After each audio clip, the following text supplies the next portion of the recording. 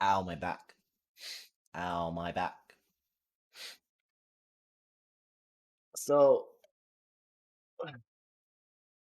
we're like 55% through the book. What happened last time? Oh, there's Melon.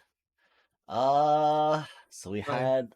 I hope this is the. No, we still need to get through the rest of this shit. Please. Oh, God, please.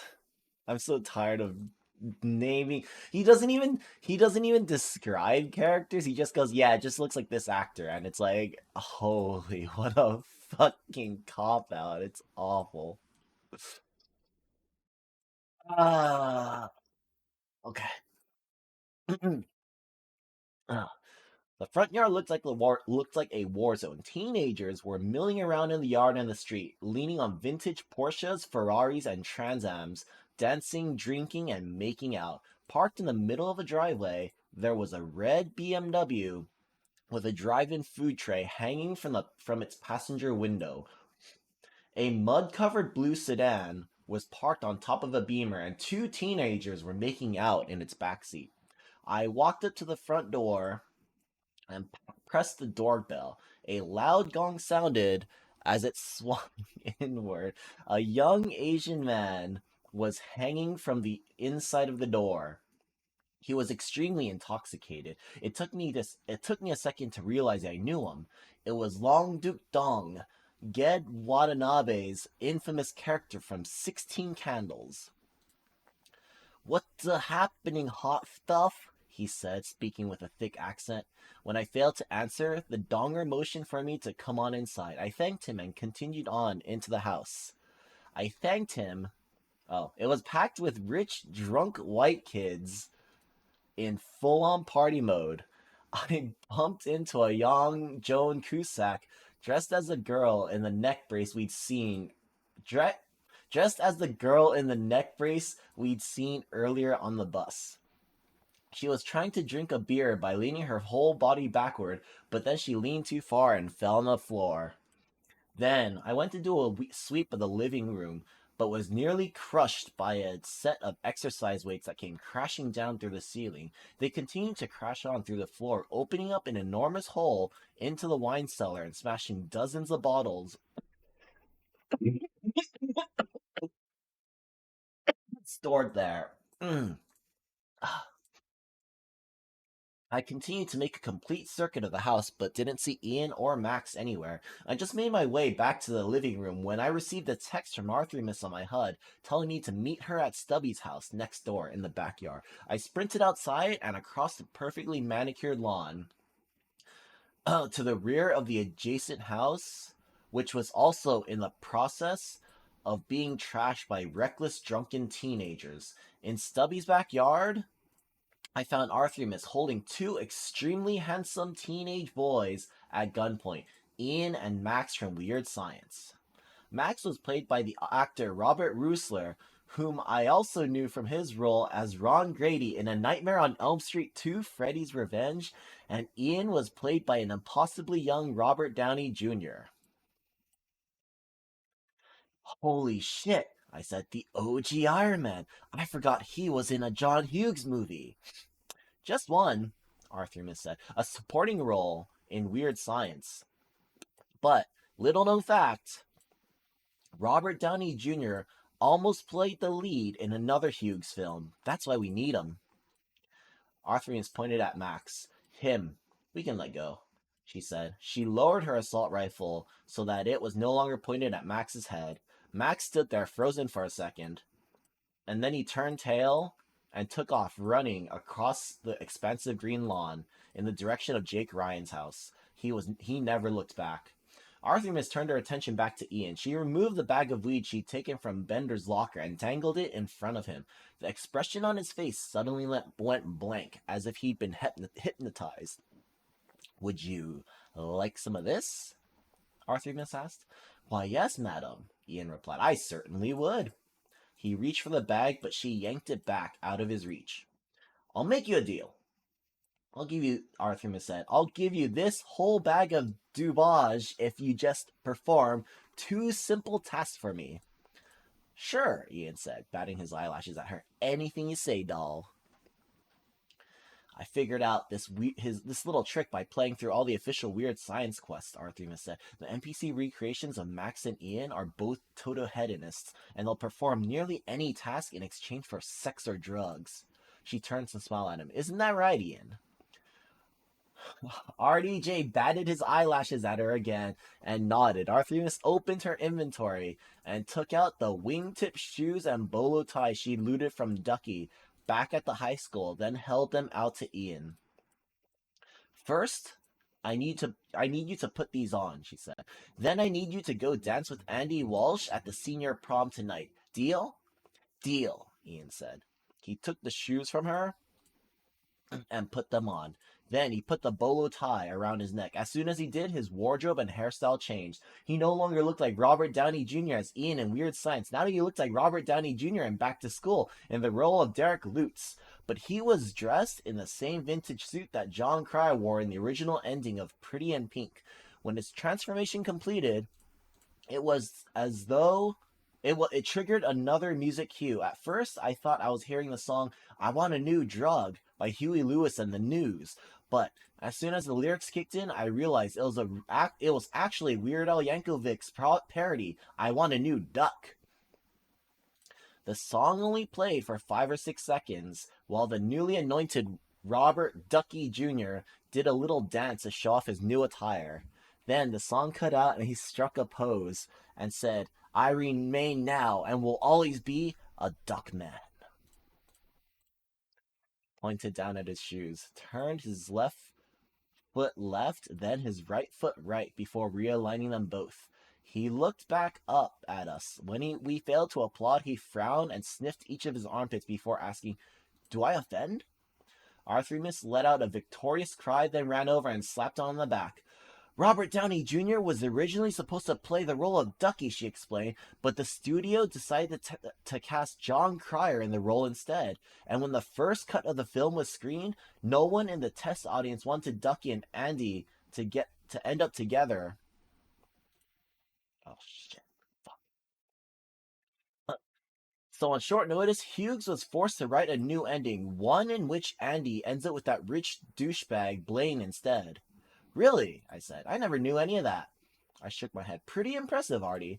"Why, thank you, Parzival," she replied, sounding genuinely pleased with herself. I remembered reading an old interview with Molly Ringwald when she said she believed Hughes' original ending in Pretty in Pink would have worked if Robert Downey Jr. had played the role of Ducky as originally intended, because the two of them would have had a lot more on-screen chemistry.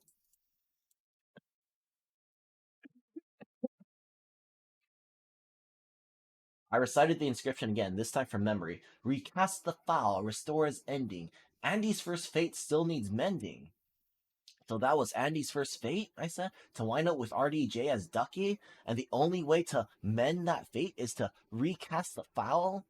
I smiled at Arthurius and shook my head. "Artie, you're a genius."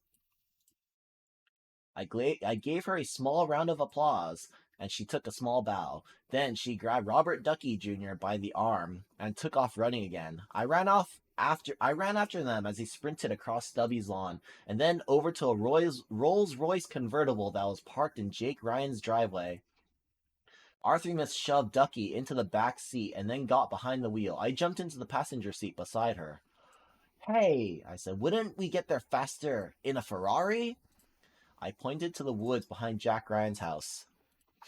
There, visible through the trees, was the secluded house on stilts. I recognized it as Cameron Fry's residence, and from here we could see the separate glass-walled garage at the back of the house. "Forget it," Arthur said. "Cameron's dad has a state-of-the-art security system. You can only steal that car in the daytime, with the keys and with Cameron's help. If you try to steal it now, you'll end up in the Shermer jail with a kid from Reach the Rock. It's easy enough to escape, but we'd waste 30 minutes. She smiled. "We could steal the same Ferrari from Alec Baldwin in a church parking lot just a few blocks from here," she said, pointing out to the south. Then she glanced at her watch. "But the Briggs-Bainbridge wedding doesn't start for another hour. Sorry, but I'm afraid Mr. Ryan's Rolls-Royce is our best option at the moment." "Fine," I muttered. "We'll take this brown shitbox." "Buckle up, Ace," Arthur said, glancing over at me. She waited for me to comply. Once I did, she gave me a devious smile. This getting good, she said as she shifted the car into drive and floored the gas. This triggered another needle drop, the Peter Gunn theme, which continued to play as the Rolls Royce peeled out, carrying us into the night. As Artemis drove through the moonlit labyrinth of suburban streets at breakneck speed, Robert Downey Jr. and I were jerked around in our seats again and again as she whipped the rolls around sharp corners. For a few minutes, I felt like we'd been transported into a game of Grand Theft Auto Shermer until Arthurimus turned in onto the highway and our ride smoothed out. Taking the on ramp triggered a fresh needle drop, Holiday Road by Lindsay Buckingham, which cut back out when we got off the highway a few exits later. At some point,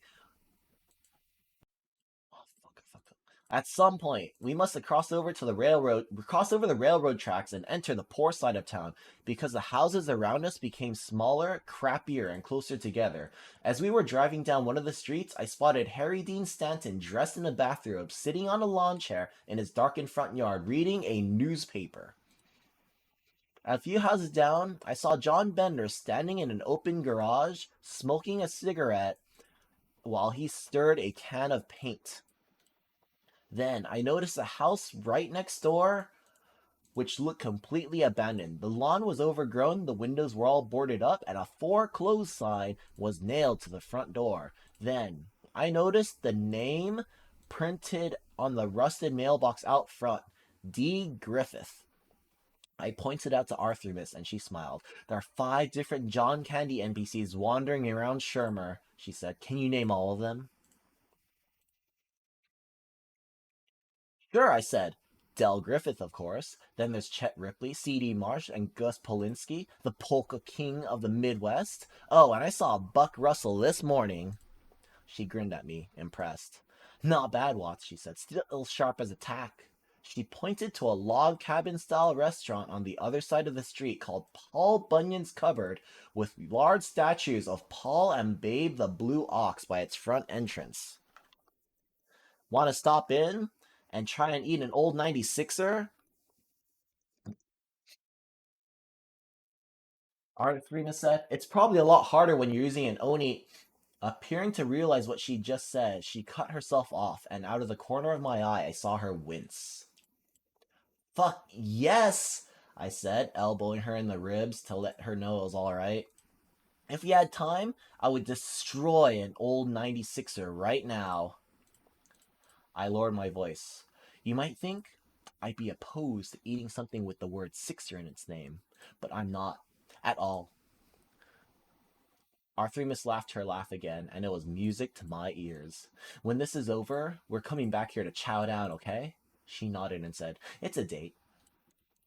I felt myself turn several shades of red. As we continued to drive, I stole a glance over at her in the driver's seat. The top was down, and the wind was in her hair. She looked beautiful and happy, and I was still madly in love with her, no matter how much I denied it. Out of nowhere, another needle drop triggered, and a new song began to play, More Than a Feeling by Boston. The same song plays during a brief flashback in She's Having a Baby when Jake falls in love with his future wife, Christy, at first sight. As soon as it began, Arthurina snapped her head to the right and caught me staring at her. I glanced away, pretending to look out the windshield, but in the reflection in the glass, I thought I caught a glimpse of her smiling. I caught a glimpse of her smiling. Then I heard her laugh. What's so funny? I asked. The song, she replied. It starts to play whenever one avatar stares too long at another avatar for longer than 5 seconds while also experiencing a drastic increase in their heart rate. It's a little Easter egg they added for Oni users last year. Great, I muttered. Busted by my own biomonitors. She laughed, keeping her eyes on the road ahead. I sank down into my seat and pretended to look out the window, wishing that magic worked on this planet so I could turn myself invisible. We arrived at the Shermer Hotel a few minutes later. Arthurimus screeched Mr. Ryan's Rolls Royce up onto the curb, causing several NPC pedestrians to dive out of the way. The 3 of us jumped out of the car and sprinted toward the hotel's main entrance, but RDJ skidded to a halt just shy of the threshold. I'm sorry, he said to Artemis, but I can't go in there. What? She replied, grabbing him by his satin lapels. Why the hell not? You promised, and I already gave you all of Bender's weed. I know, RDJ replied, and I want to help you out. But I can't go in there, not like this. I wouldn't know what to do or to say. You don't have to say anything, Artemis said, prodding him towards the entrance. Just go in there, find the hot redhead in the atrocious pink nightgown, and ask her to dance. That's it. Done. The RDJ NPC shook his head and didn't budge. Artemis nodded at me, and I grabbed him around the waist and lifted him off the ground and attempted to carry him across the threshold, but I couldn't do it. It was like he kept bouncing off an invisible force field that somehow prevented him from going inside. I tried a few more times anyway, to no avail. At the end, RDJ began to struggle, trying to get free of my grip. I'm sorry, he cried, but I'm just not emotionally prepared at this exact juncture to go in there. I mean, look how I'm dressed, and I never know what to say at formal social gatherings such as this. Arthurimus gave me a nod and I let go of him. He straightened his suit and gave me an indignant glare. I thought he might bolt, but instead he folded his arms and began to absent-mindedly tap his foot, an indication that he was running an idle animation. I turned to Arthurimus. Recast the file, restore his ending, I recited. This whole time we thought the clue meant we were supposed to restore Ducky's ending. But what if restore his ending means we need to restore John Hughes' ending? The ending of Pretty in Pink he originally wrote in a screenplay. I nodded at the RDJ NPC. What if we need to find a copy of the original script and give it to him? Arthurimus threw up her hands. And how are we supposed to do that? I smiled at her. We go to the writer's house. She gave me a puzzled look for a few seconds, then her eyes lit up with understanding. Holy shit, she cried. That might be it. Z, you're a genius. Before I knew what the hell was happening, she grabbed my face and planted a kiss on me. She wasn't wearing an Oni headset, so I knew she didn't feel that kiss, but I did. Then she turned to RDJ. Don't go anywhere, she told him. We'll be right back. Then she grabbed me by the arm and pulled me back in the direction of the car. Arthurimus knew a shortcut through the rich side of town and was somehow able to navigate from memory, racing through the dark, undifferentiated maze of identical streets, each lined with identical houses. She managed to get us there in just a few minutes, but her erratic driving triggered another needle drop, March of the Swivel Heads by the English Beat. I don't think she touched the brake pedal once until we finally screeched to a halt in the Johnson family's driveway.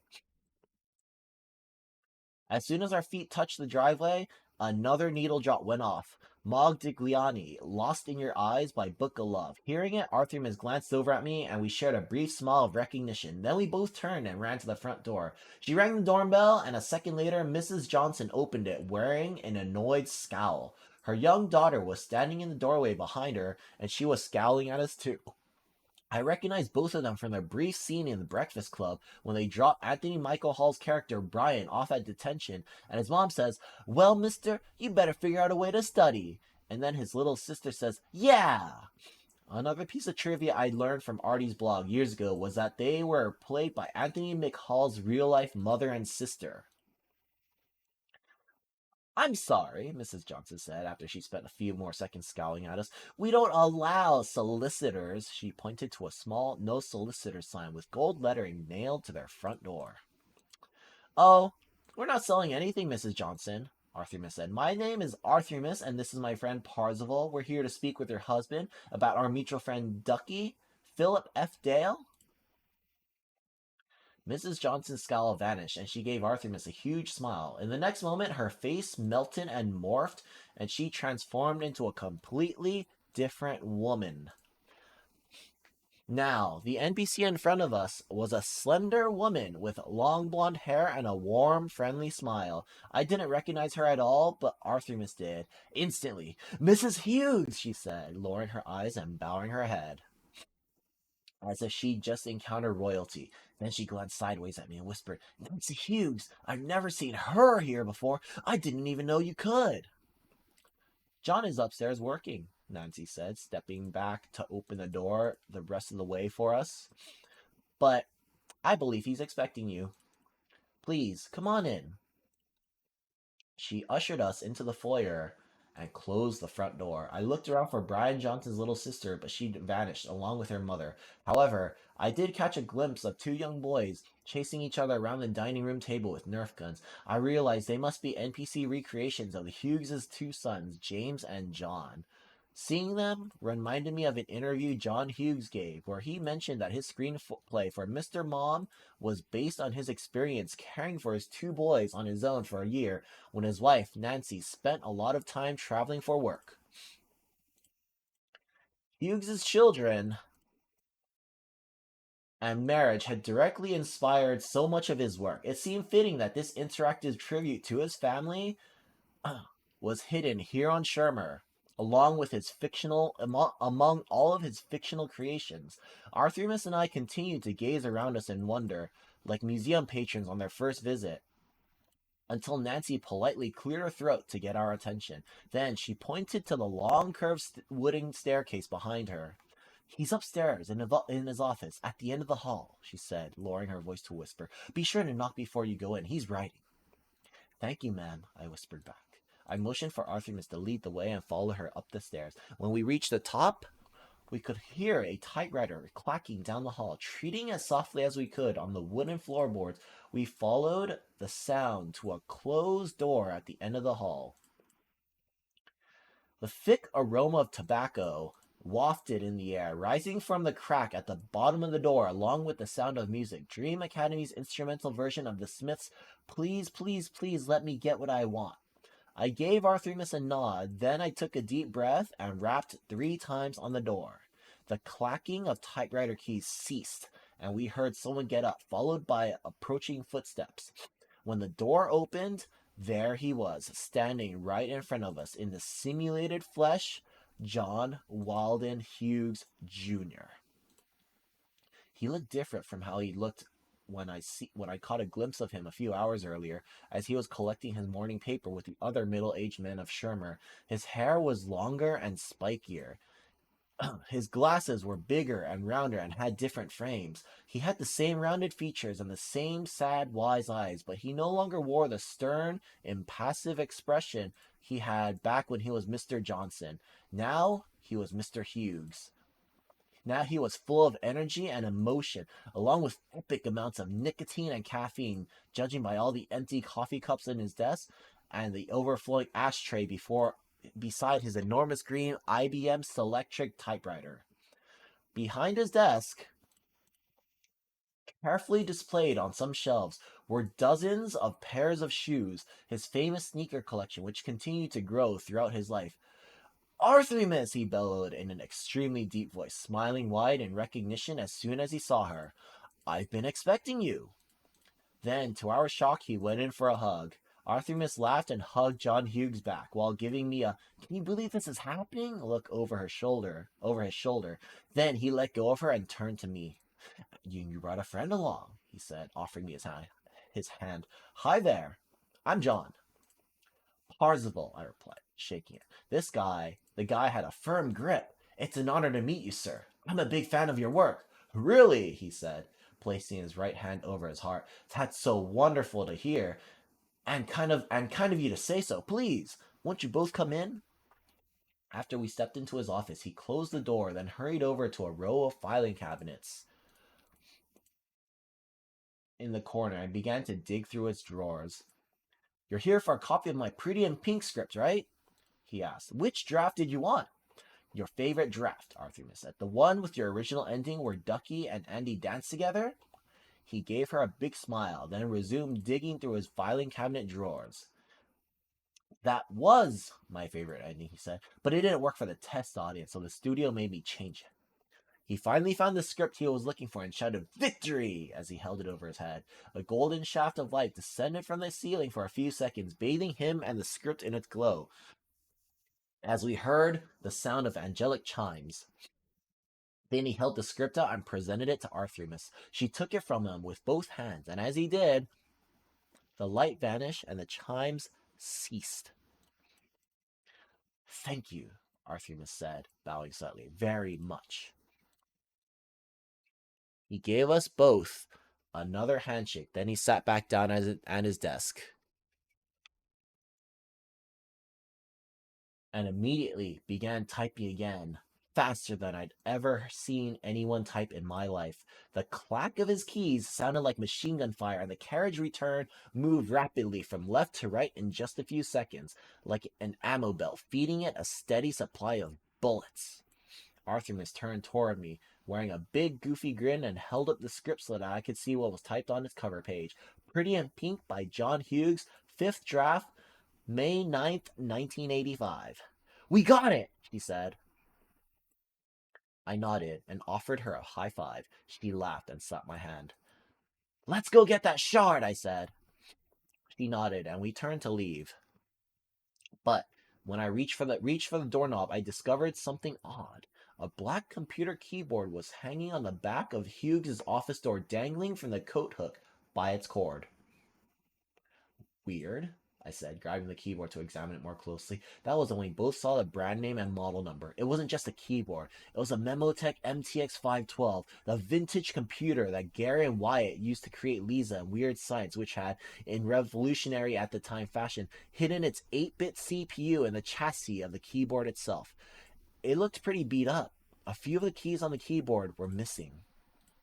I turned to adjust the John Hughes NPC. What's this doing here? I asked, but Hughes didn't even seem to hear me. He just kept on writing. I turned back to Artemis and handed the computer to her.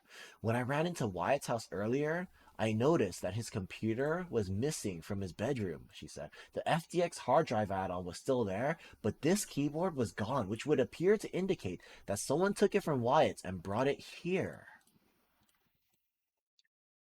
I leaned forward to study the keyboard more closely. There were 4 missing keys. The R, A, I, and K keys were gone.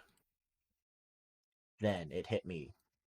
Og, I said. He was here earlier today when he collected the 3rd shard, and he put the computer here where he knew we would see it.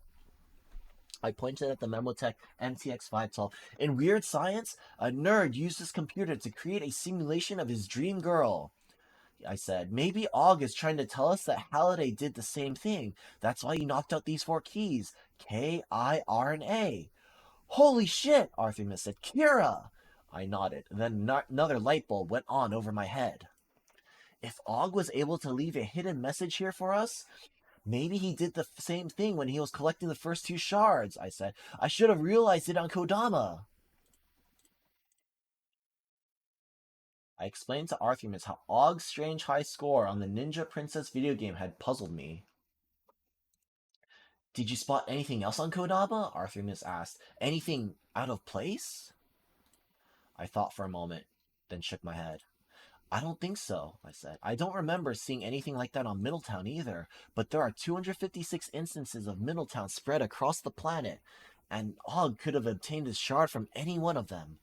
That's hopeless, Artemis said, shaking her head. We don't have time to search all those instances. We still have 4 more shards to collect, and only about 5 more hours to do it. You're right, I said. We don't have time, but I bet I know someone who does. Hold on, give me a minute. I pulled up my HUD and selected Lazira Langren's name from my contact list. Then I tapped the icon to send her a text. Then, on the off chance that Anorak was monitoring my video feeds, I closed my eyes and typed out my entire message to Lo without looking at it. Dear Lo, I could use some more of your help after all. I need you to go back and locate the instance of Middletown where Og obtained the first shard. It should be the only other instance on the planet that was currently set to the year 1989. You'll have to teleport around and check all of them one at a time until you find it. Once you do, I need you to look for anything out of unusual or out of place. Something around Og's home or in Kira's bedroom. If you find something, message me immediately and I'll send you my coordinates so we can meet in a secure location. Thanks, Lo. I can't tell you anything more right now, but I promise it's important. I owe you a Wookiee life debt for this. Sincerely, Z. I used a keyboard shortcut to send the message without looking at it. Then I opened my eyes, closed my HUD, and turned back to face Artemis. I emailed a friend who might be able to help, I said. Fingers crossed. Artemis gave me a dubious look and folded her arms. A friend? She repeated. What friend? Was that a hint of jealousy in her voice? I'll tell you later, I said as I threw open the door of Hugh's office and sprinted off down the hall. Come on! As we headed down the stairs, I cast a glance back down the hall. Through his open office door, I caught one last brief glimpse of John Hughes sitting at his desk, hunched over his typewriter in a thick cloud of cigarette smoke, clacking away fiercely on his typewriter keys, writing as if his life depended on it. Arthur drove us back to the Sherma Hotel, where the NPC of Robert Ducky Jr. was standing frozen out front. She handed him the script, and we retrieved and scanned the and yeah. She handed him the script we'd retrieved from John Hughes. RDJ opened it to the last few pages and scanned them in a matter of seconds. Then, as soon as he finished reading them, the script suddenly vanished in a shower of glittering gold dust. Got it, Ducky said as he put on his sunglasses. Let's plow! Then he ran inside the hotel. We followed him through the hotel lobby and down a long marble-floored mezzanine, which led into the main ballroom where the senior prom was being held. Andy Walsh was waiting there, standing all alone in her homemade pink dress, biting her lower lip and looking around nervously. When she spotted Robert Downey Jr. walking toward her, decked out in his ducky threads, her eyes widened in surprise just as some piano music from Michael Gore's Pretty in Pink score swelled on the soundtrack. Then, without hesitation, Andy ran toward Ducky. He started running too. And when they reached each other, she leapt into his open arms. Then he twirled her around a few times before settling her back down. They both took a step back to admire each other's outfits, exchanging a few words that we were too far away to make out. Then Andy took Ducky's arm, and together they walked through the ballroom entrance. Arthurimus and I followed them inside. It looked identical to the ballroom where the original ending of Pretty in Pink was filmed. There was a large dance floor in the center of the room where a few hundred well-to-do Shermer teenagers dressed in retro tuxedos and pastel-colored prom dresses were grooving to the song If You Leave by orchestral maneuvers in the dark. Two DJs in matching bellhop outfits stood on the stage, surrounded by synthesizers and mixing boards. A giant black and white photograph of a conductor and his orchestra covered the wall behind them. Circular dining tables were arranged on either side of the dance floor, and I spotted Steph McKee again, sitting at one of them in a tuxedo, looking bored. Then he saw who had just walked into the room and sat bolt upright. As Andy and Ducky slowly made their way to the dance floor, every pair of eyes in the room turned to look at them. When the couple out on the floor spotted them, they too stopped dancing to stare. A few seconds after that, the DJs stopped the music too. Now everyone in the room was motionless, staring at Andy and Ducky with bourgeois contempt burning in their eyes. We watched from a distance as Blaine Madonna emerged from the silent crowd and walked over to Andy and Ducky. He said something to Andy, but she only responded by shaking her head. Blaine offered his hand to Ducky, and after considering it for a few seconds, Ducky shook it. Blaine turned and walked away, disappearing into the crowd. Boom! Arthurimus shouted. Andy's first fate no longer needs mending. We continued to watch as Andy took Ducky's hand and the two of them walked through the sea of silent staring faces, wearing proud and defiant looks of their own. When they reached the center of the dance floor, the DJs turned the sound system back on and queued up a new song, Heroes by David Bowie. Ducky took Andy in his arms and the two of them began to dance, spinning around and around together until they merged into a single whirling blur of pink. Then that pink blur vanished in a brilliant shade of neon pink light. When my eyes recovered, I saw the third shard floating in the air above the center of the dance floor, where the two star-crossed lovers had stood a second earlier. Arthurimus ran over and tried to grab the shard, but her hands passed right through. She laughed and turned back to look at me, then made a come-hither motion with her index finger. I joined her on the dance floor. For each fragment, my heir must pay a toll, I recited as I reached out and wrapped my fingers around the shard. As before, taking the shard triggered another flashback. I was Kira again, this time standing in her childhood bedroom in her mom's tiny cottage on the outskirts of London. I'd seen photographs Kira had taken of herself in this room to mail to Og back in the States during his senior year of high school, which they spent apart. Two open suitcases lay on the bed in front of me, jumbled with a filled with a jumble of clothing, sketchbooks, and boxes of floppy disks. Kira glanced up from her packing to look at 18-year-old Ogden Morrow, who was standing in the doorway, blocking it with his large frame. Beyond it, I could make out a short, bald man in a ragged shirt in the midst of yelling something in a thick Cockney accent. This had to be Kira's drunken stepfather, Graham, who was clearly enraged and only keeping his distance thanks to the cricket bat that Og was clutching with both hands and brandishing threateningly like Shaun of the Dead.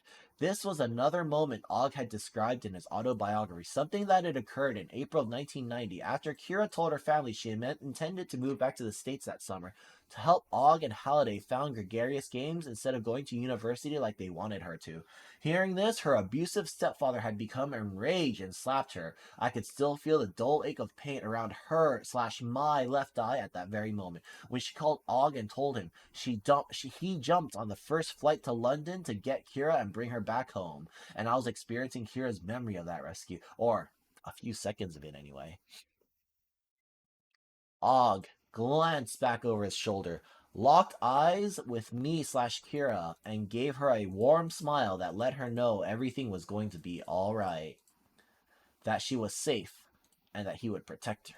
In that instant, I also felt her intense physical reaction to Og's glance and his smile, and it gave me a sense of just how profoundly Kira had loved him. Samantha's smile still gave me the exact same sensation, a sensation best described as devastation. Then, in a blink, the flashback was over. I found myself back on the dance floor with Arthurimus, and when I looked down, I saw the third shard in my right hand. I turned it over to read the clue, but instead of words, I saw an image engraved there. It was an ornate shield adorned with stylized math symbols for addition, subtraction, division, and multiplication. I recognized it immediately as the coat of arms of Queen Itzalot, sovereign ruler of the magical kingdom of Itzalot on the planet Halcydonia.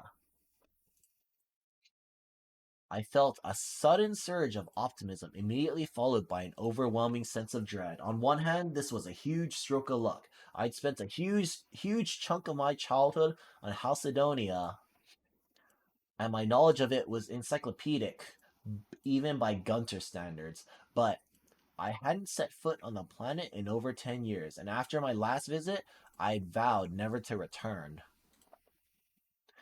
Let me drink some of my water.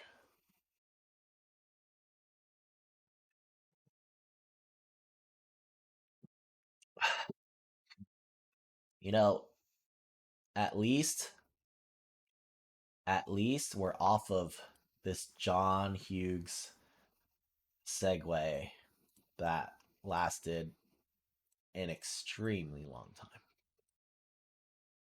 We're finally off that godforsaken planet.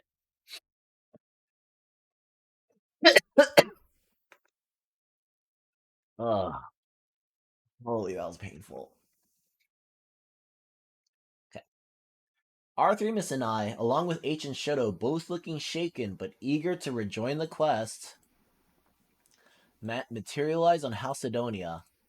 Specifically, within my personal Be Free tree, located deep within the friendship forest of Faraway, which was where any Halcydonian was automatically transported when they returned to the planet. Any kid in the Oasis under the age of 13 could earn a bee-free treehouse by completing the free educational quests spread across the planet. Once you earned your treehouse, it belonged to you for the rest of your life, and no one could come inside it without your permission. It was a tiny virtual space, but growing up in the stacks, it was also the first space that I was able to call my own, and the only one until I discovered my hideout.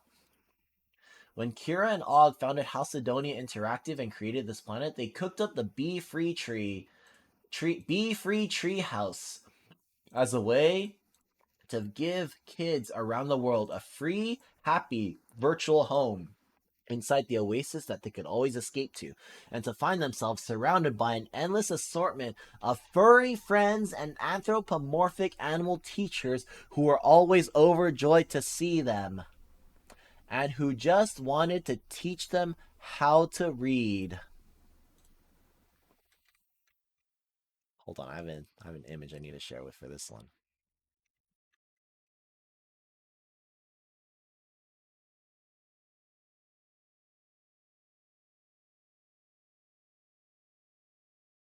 Okay, I can't. Oh, there it is.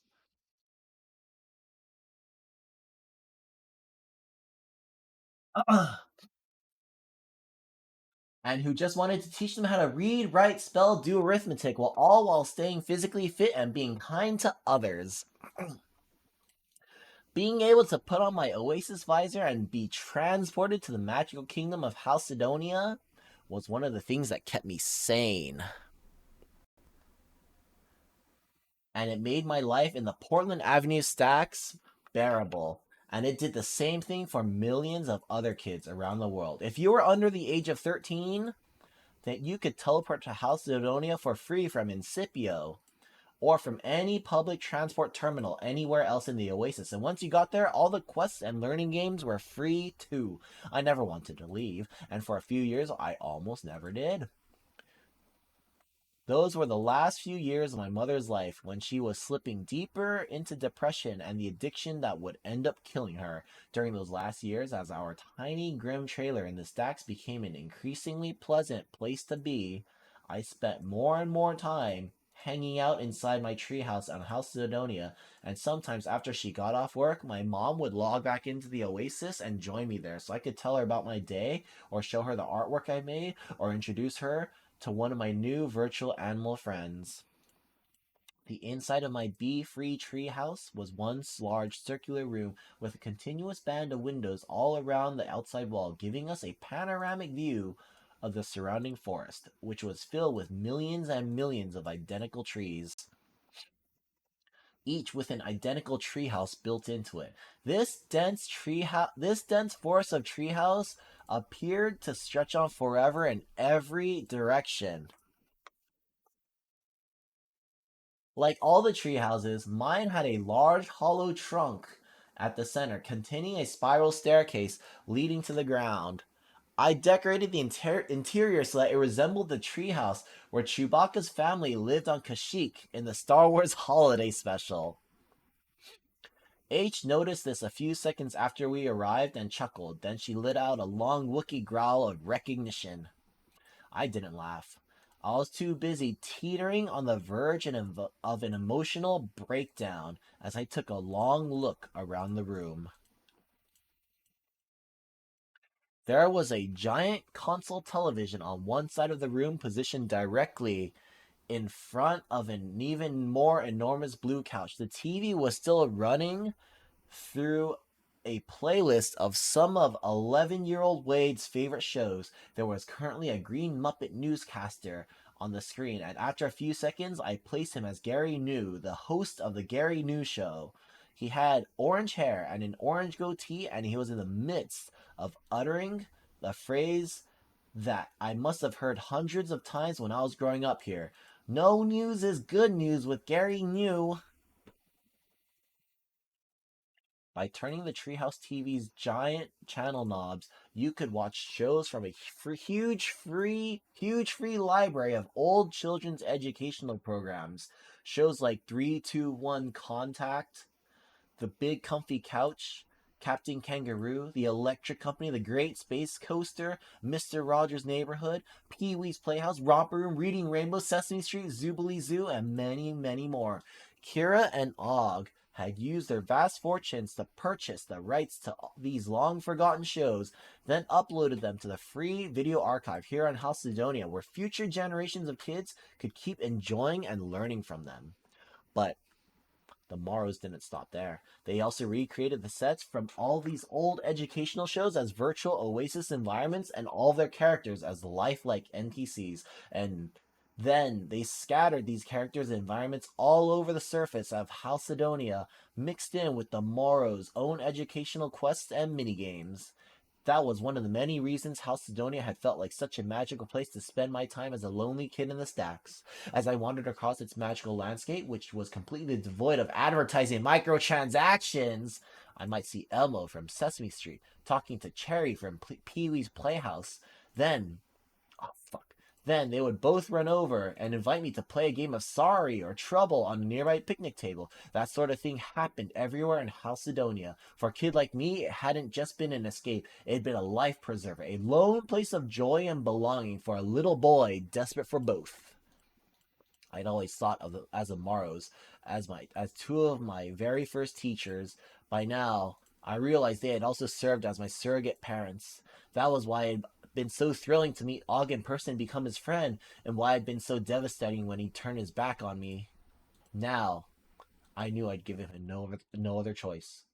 The walls of my treehouse were covered with old drawings and artwork that my mother and I had created together. Lots of knights and wizards and ninja turtles and transformers. There were also a bunch of framed selfies of our avatars posing together, taken in this very room.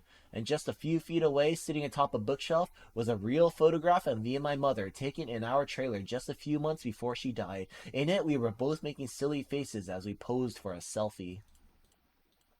I'd forgotten that the photo was here, and seeing it again for the first time in a decade felt like having an old wound ripped open right there in front of my friends. Arthur saw the photo too, along with my reaction to it, and she immediately went over and placed it face down on the bookshelf. Then she walked back over to me and gave my shoulder a comforting squeeze. You need a minute? She asked. We could wait outside.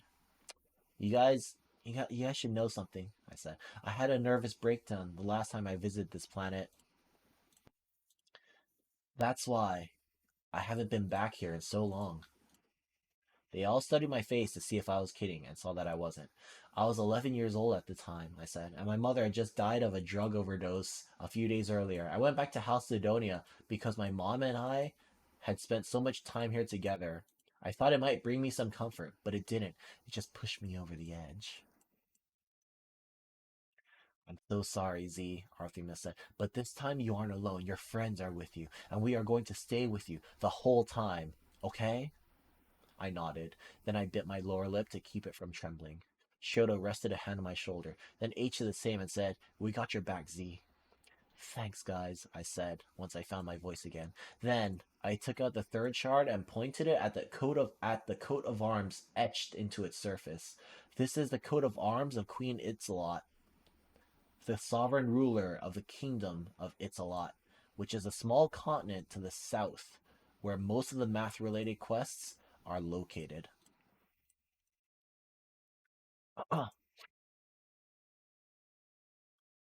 I opened the map of the planet and made it visible to everyone. It looked just like the map from Dora the Explorer, but I quickly muted it before it could start singing its own name. We're here, I said, pointing to the Friendship Forest. The Queen lives in Castle Calculus, which lies in the to the south, beyond the Moorstuff mountain range and across the Seesaw Sea. No teleportation is permitted on this planet, and it would take us several hours to get there on foot, but I know a shortcut. That's the exit, over there. I motioned to the spiral staircase at the center of the room. Shoto ran over and began to descend it first, with H close behind, but she had to stop and shrink her avatar to half size to make it into the tiny staircase. As she was doing that, I went to grab my tiny Halcydonia Adventurers Club backpack off its hook in the wall on the wall. These backpacks couldn't be added to your avatar's inventory, and the items inside were only useful on this planet. So everyone left them in storage lockers or in their bee-free treehouse, like me. My mother's identical backpack was hanging right beside it. I tried to avoid looking at it, but then I went right ahead and looked at it anyway, including the word stitched onto the back flap in cursive and pink yarn. Mama. I hit the emotion suppressing software on my HUD so Artemis couldn't see me start to sob. I managed to keep moving. I put my own backpack on my avatar's back. As I did, it automatically enlarged itself to fit my 21-year-old frame. I turned to follow the others down the staircase, but Arthremis was standing there blocking my way. The emotion suppressing software was working. There was no way she should have known I was crying, but somehow she knew. She did. I tried to go around her, but just like the first time we met, she refused to let me pass. Instead, she opened her arms and wrapped them around me, something I had long ago accepted that she would never do again. She held me tight until I finally got my sobbing under control.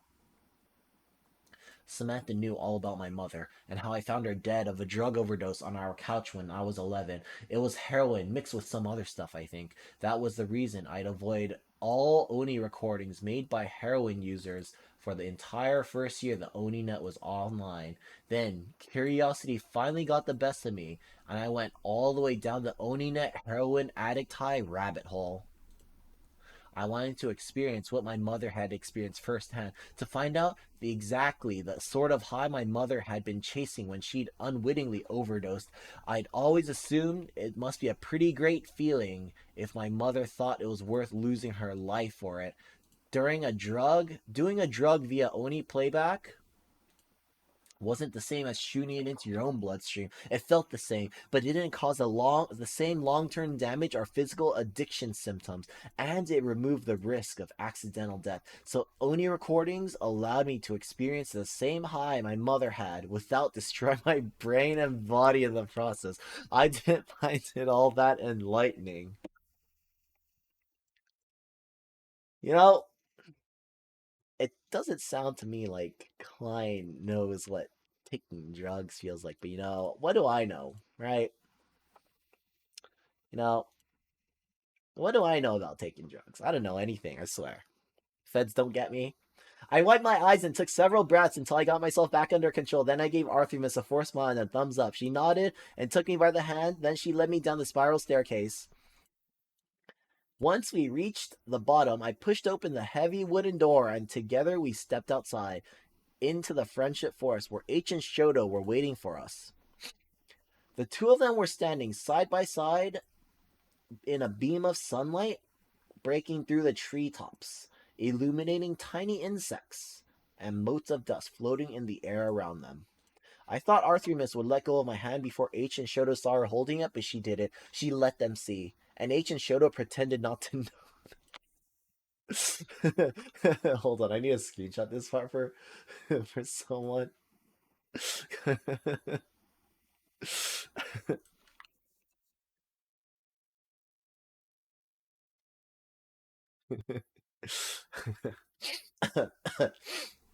I pointed to a path leading south through the dense forest of tree houses all around us.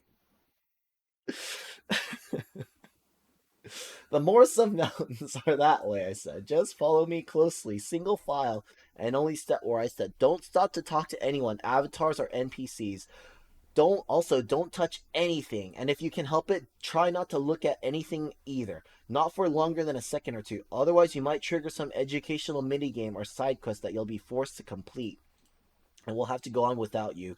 We don't have time to stop and play Blue's Clues. Understood? They all nodded, and the four of us took off, running north along the path at top speed. Once we reached the edge of the bee-free forest, we entered Holden.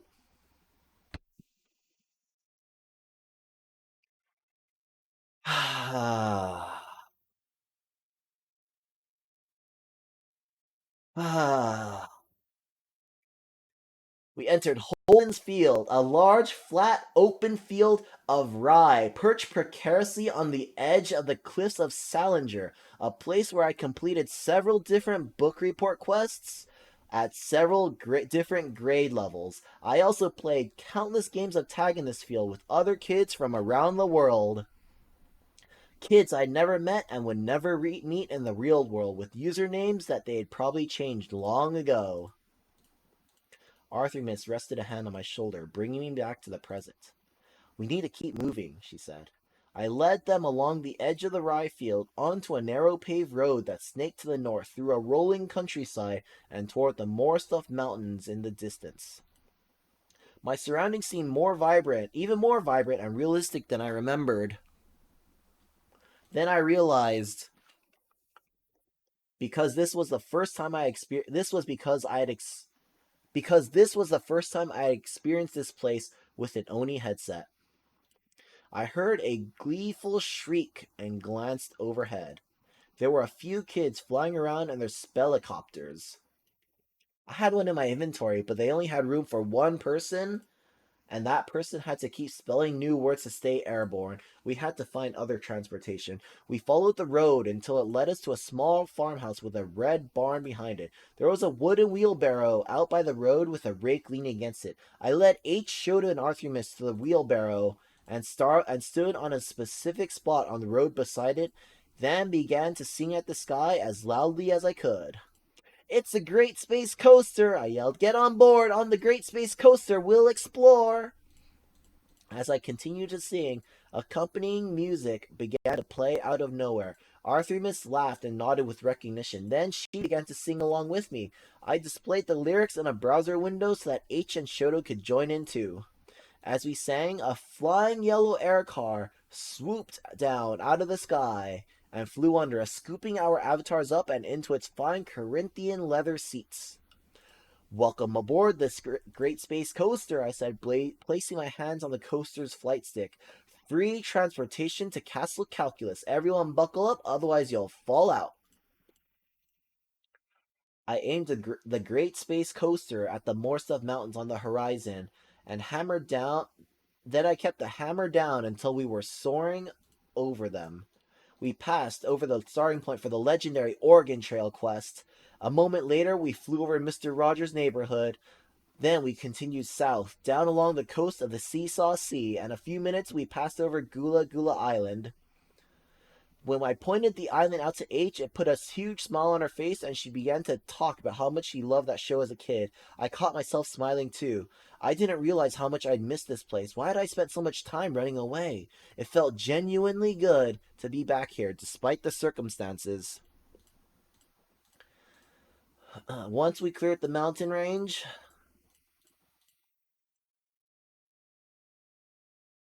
I set the coaster down just outside the golden front gate of Halcydonia City.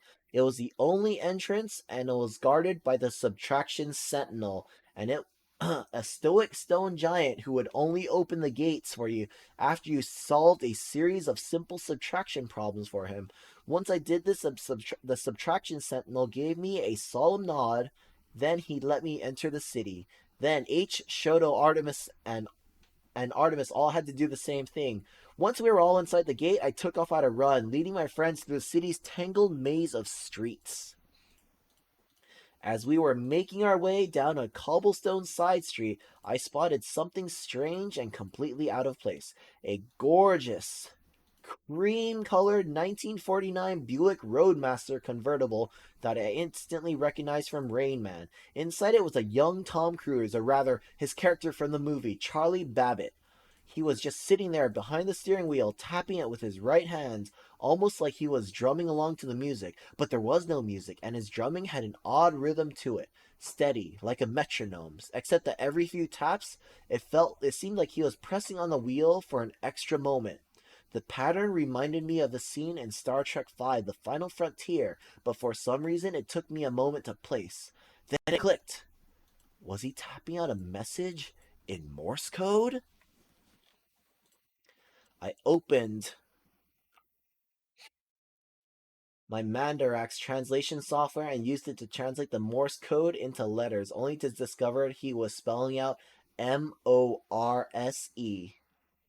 I'd never seen a Tom Cruise NPC on any kind of Halcydonia. Content from R-rated movies was expressly forbidden here. So what was going on?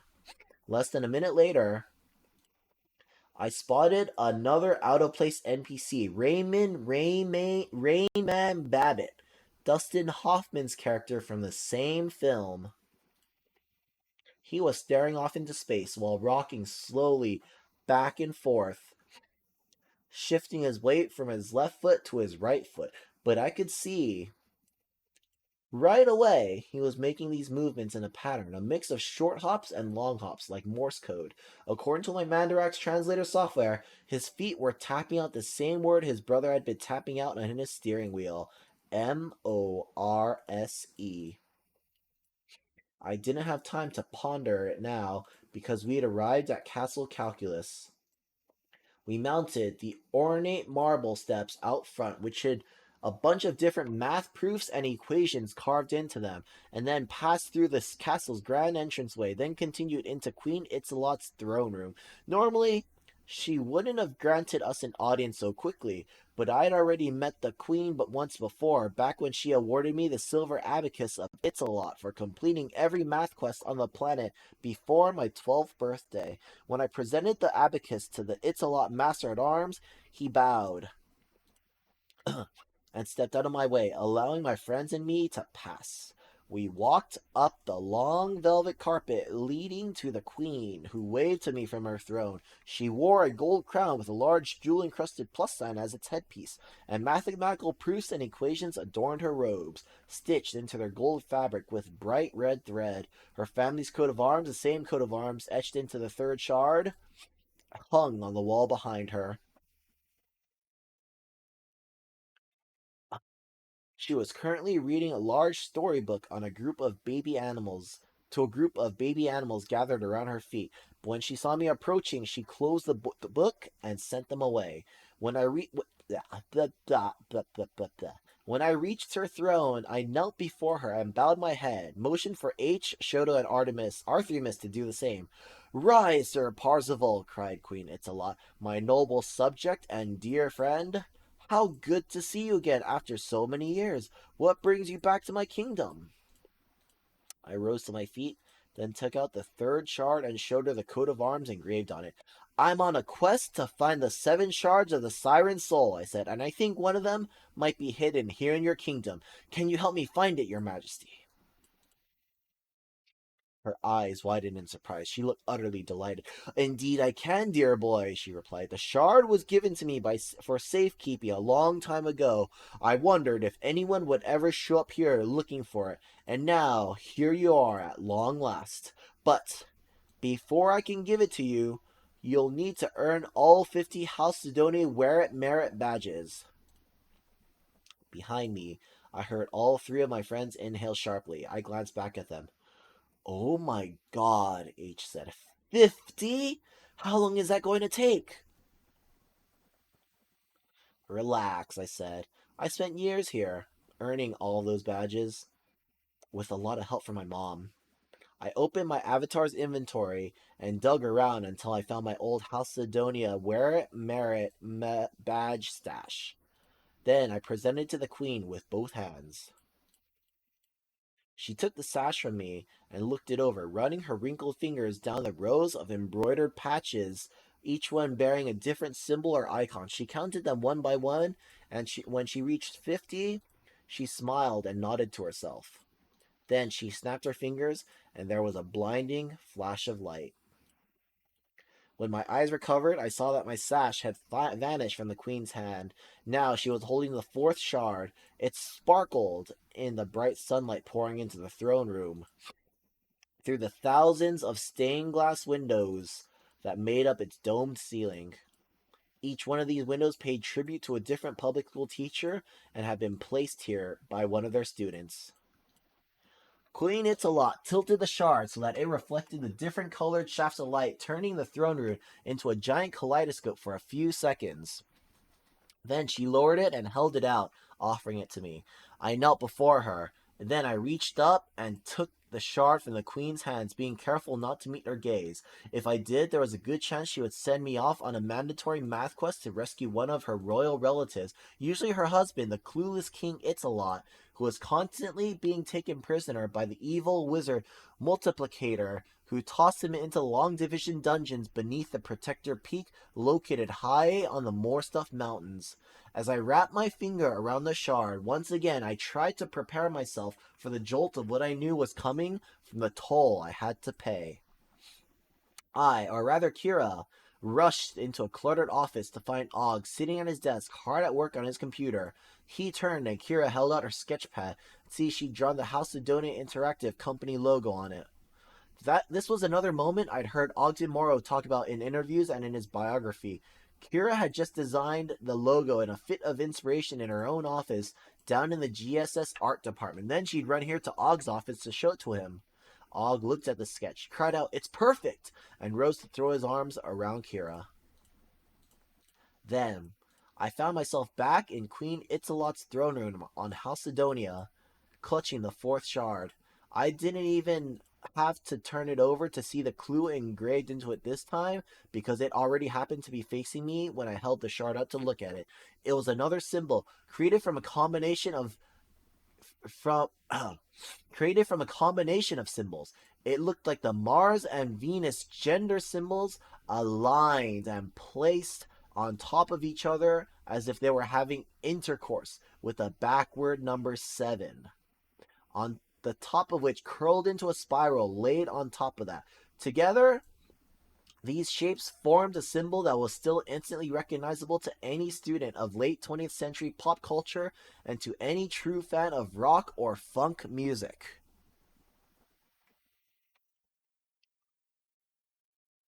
When I saw it, I began to chuckle in disbelief. Then I closed my eyes and shook my head, bracing myself for the unprecedented amount of grief that I knew H would be giving me in just a few seconds. I bowed and thanked the queen, then backed away from her until I was able to step off the dais. When I turned around on the top step, I saw Arthremis, H, and Shoto studying my face anxiously, trying to read my expression. Arthremis had all of her fingers crossed and was holding them up to show me. Well, H said. I lowered my head in defeat and held out the shard so they could all see the symbol engraved on it. Then I closed my eyes and silently began to count to 3. I only made it to 1. Oh my fucking god! Of course it is! Wait, oh my fucking god! H cried, "No way, it can't be!" She started to do a funky dance toward me. Then she started to dance toward me. "That's love symbol number 2, Z, it's Prince!" "Prince who?" Shoto asked. "The Prince," H said, "as in the artist formerly known as the Prince of Funk, the High Priest of Pop, His Royal Badness, the Purple One." "Oh yeah," Shoto said. "He's the dude who changed his name to a glyph of warning back in the 90s, right?" H pointed a finger of warning at him, then smiled wide. "We're in luck, guys," she said, still dancing in place. "My dad left me his entire collection of Prince's music and films when he moved out. I grew up listening to them and watching them. I probably know more about Prince and his artistic output than any other human being in history." "Yeah, I know," I said. "Do you have any idea how many times you tried to make me watch Purple Rain with you?" She stopped dancing and pointed an accusing finger at me. "And do you remember how many times you actually sat through the entire film with me?" "Nada. Never. Not once. And we both know why, don't we? It was because Prince always made you a little sexually confused and uncomfortable, didn't he?" The old Wade would have denied this, but like I said, the Oni had broadened my horizons. Enough, at least, for me to recognize the truth about my adolescent self. "Okay, maybe that is a little true," I said, smiling. "Whenever I was watching old episodes of Friday Night Videos and when Dove's Cry came on, I always averted my eyes when he was getting up out of that bathtub every single time." I placed my right hand over my heart. "Please accept my sincere apologies, H. I'm sorry I never let myself appreciate Prince's genius." H closed her eyes, raised one palm to the sky like a gospel singer, and shouted, "Finally! The truth!" "So, where do we need to go?" Shoto said. "I take it there's a Prince planet somewhere?" H scowled at him. Yes, fool, H said. There is an entire Oasis planet devoted to Prince, his life, his art, and his music. But we don't call it the Prince planet. Its name is an unpronounceable symbol, the symbol on that shard. But you can refer to it by its nickname, the Afterworld. It began as a shrine created shortly after the Purple One's death. During the first decade the Oasis was online. Kira Moro was one of the fans who helped to build it. H threw up a 3D hologram of the afterworld. It wasn't a sphere like most other Oasis planets. It was shaped exactly like the symbol etched into the fourth shard, which H had referred to as love symbol number 2. It's in Sector 7, located right next to Beyonce, Madonna, and Springsteen in the Superstar Cluster. H said the afterworld surface is covered with a stylized recreation of downtown Minneapolis in the late 1980s, along with locations from Prince's other movies and music videos. You can walk into a simulation of every club gig and concert he ever performed during his career. It's a big place. It's easy to get lost and wander around in circles there, and we don't even know where to start looking for the shard. Hopefully, the shard will give us another clue once we get there, I said. H nodded. There's no time like the present, she said. Ready to roll?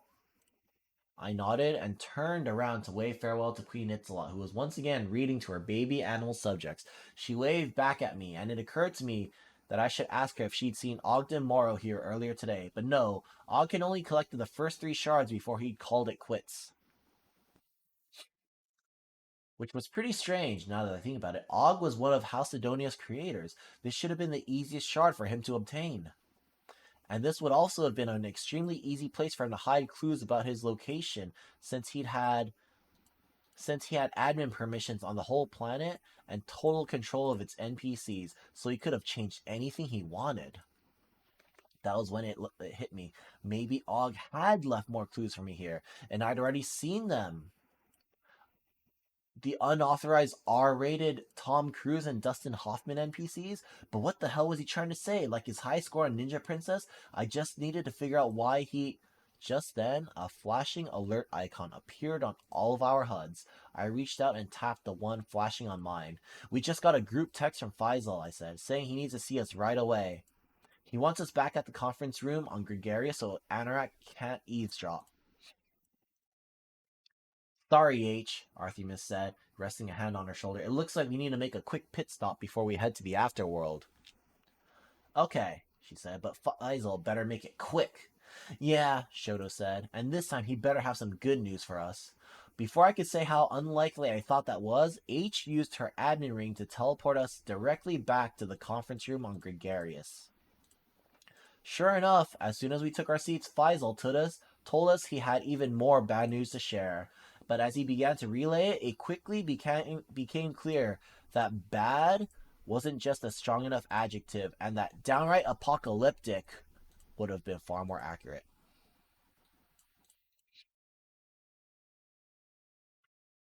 Once, oh, actually, I kind of want to eat some chocolate. Hold on, let me eat up. This one is apparently caramel filled milk chocolate. That's pretty promising.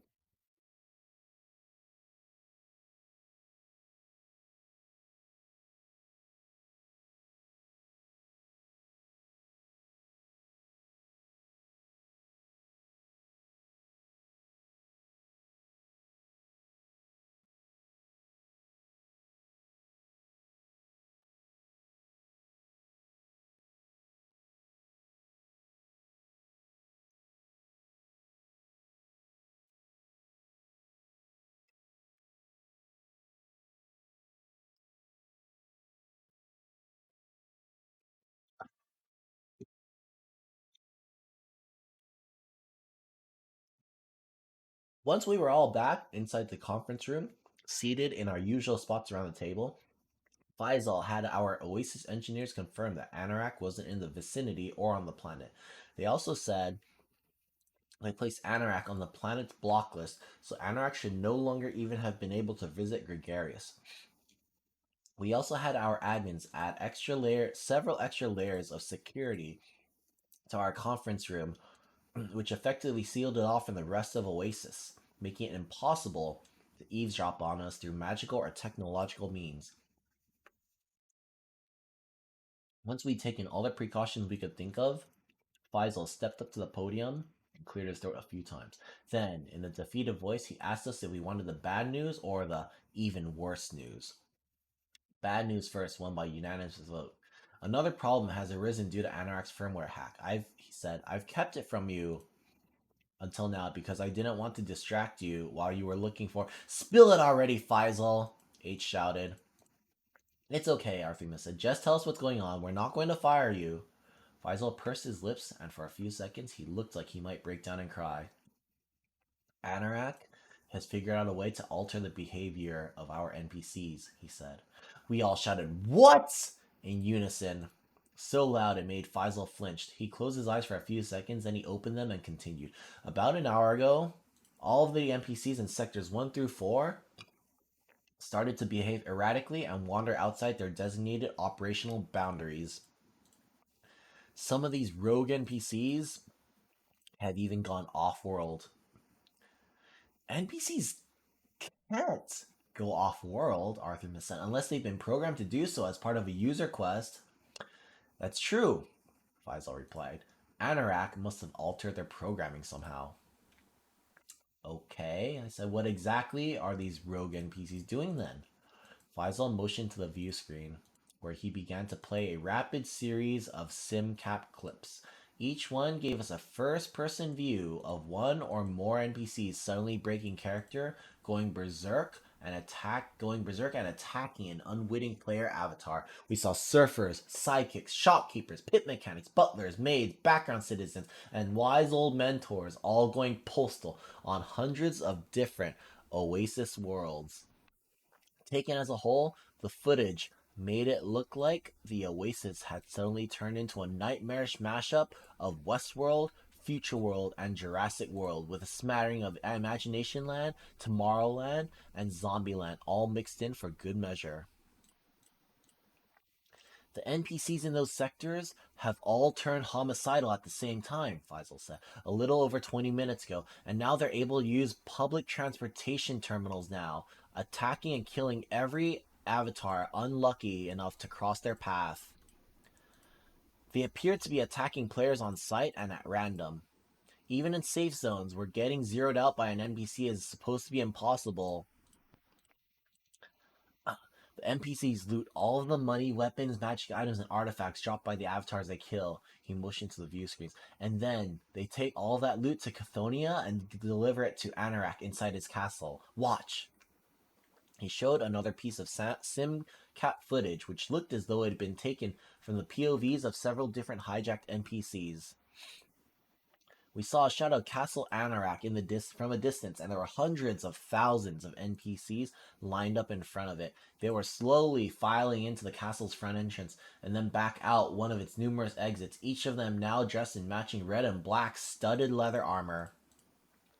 Once the NPCs were back outside, they joined the orderly ranks that were forming up around the castle. These ranks already stretched the horizon in every direction, like orcs amassing around Isengard.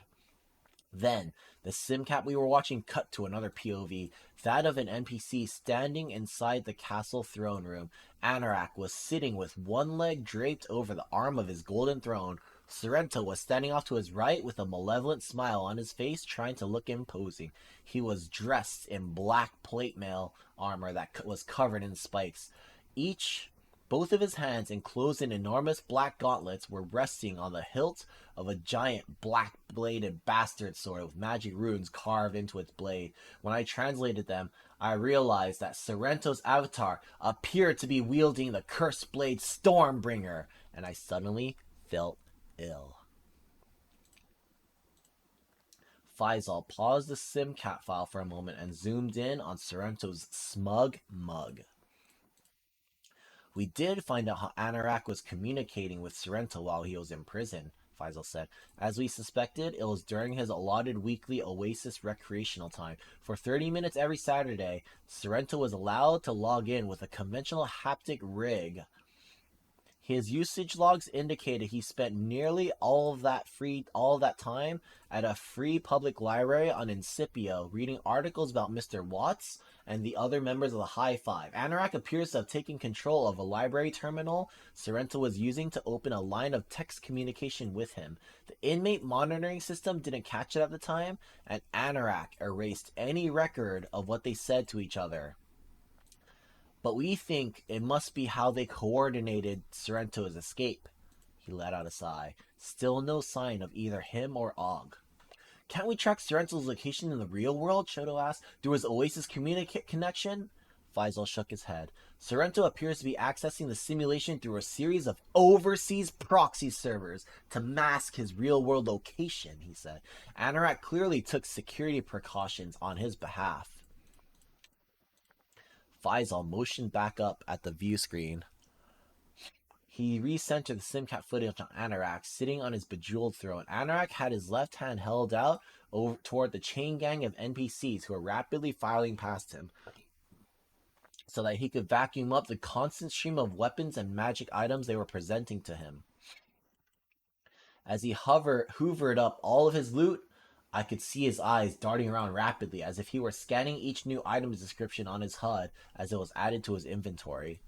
With his right hand, Anorak was also constantly discarding unwanted items, which were then picked up and carried out of the room by other NPCs, who were all now dressed in the same studded black and red armor which matched the color scheme of his own robes.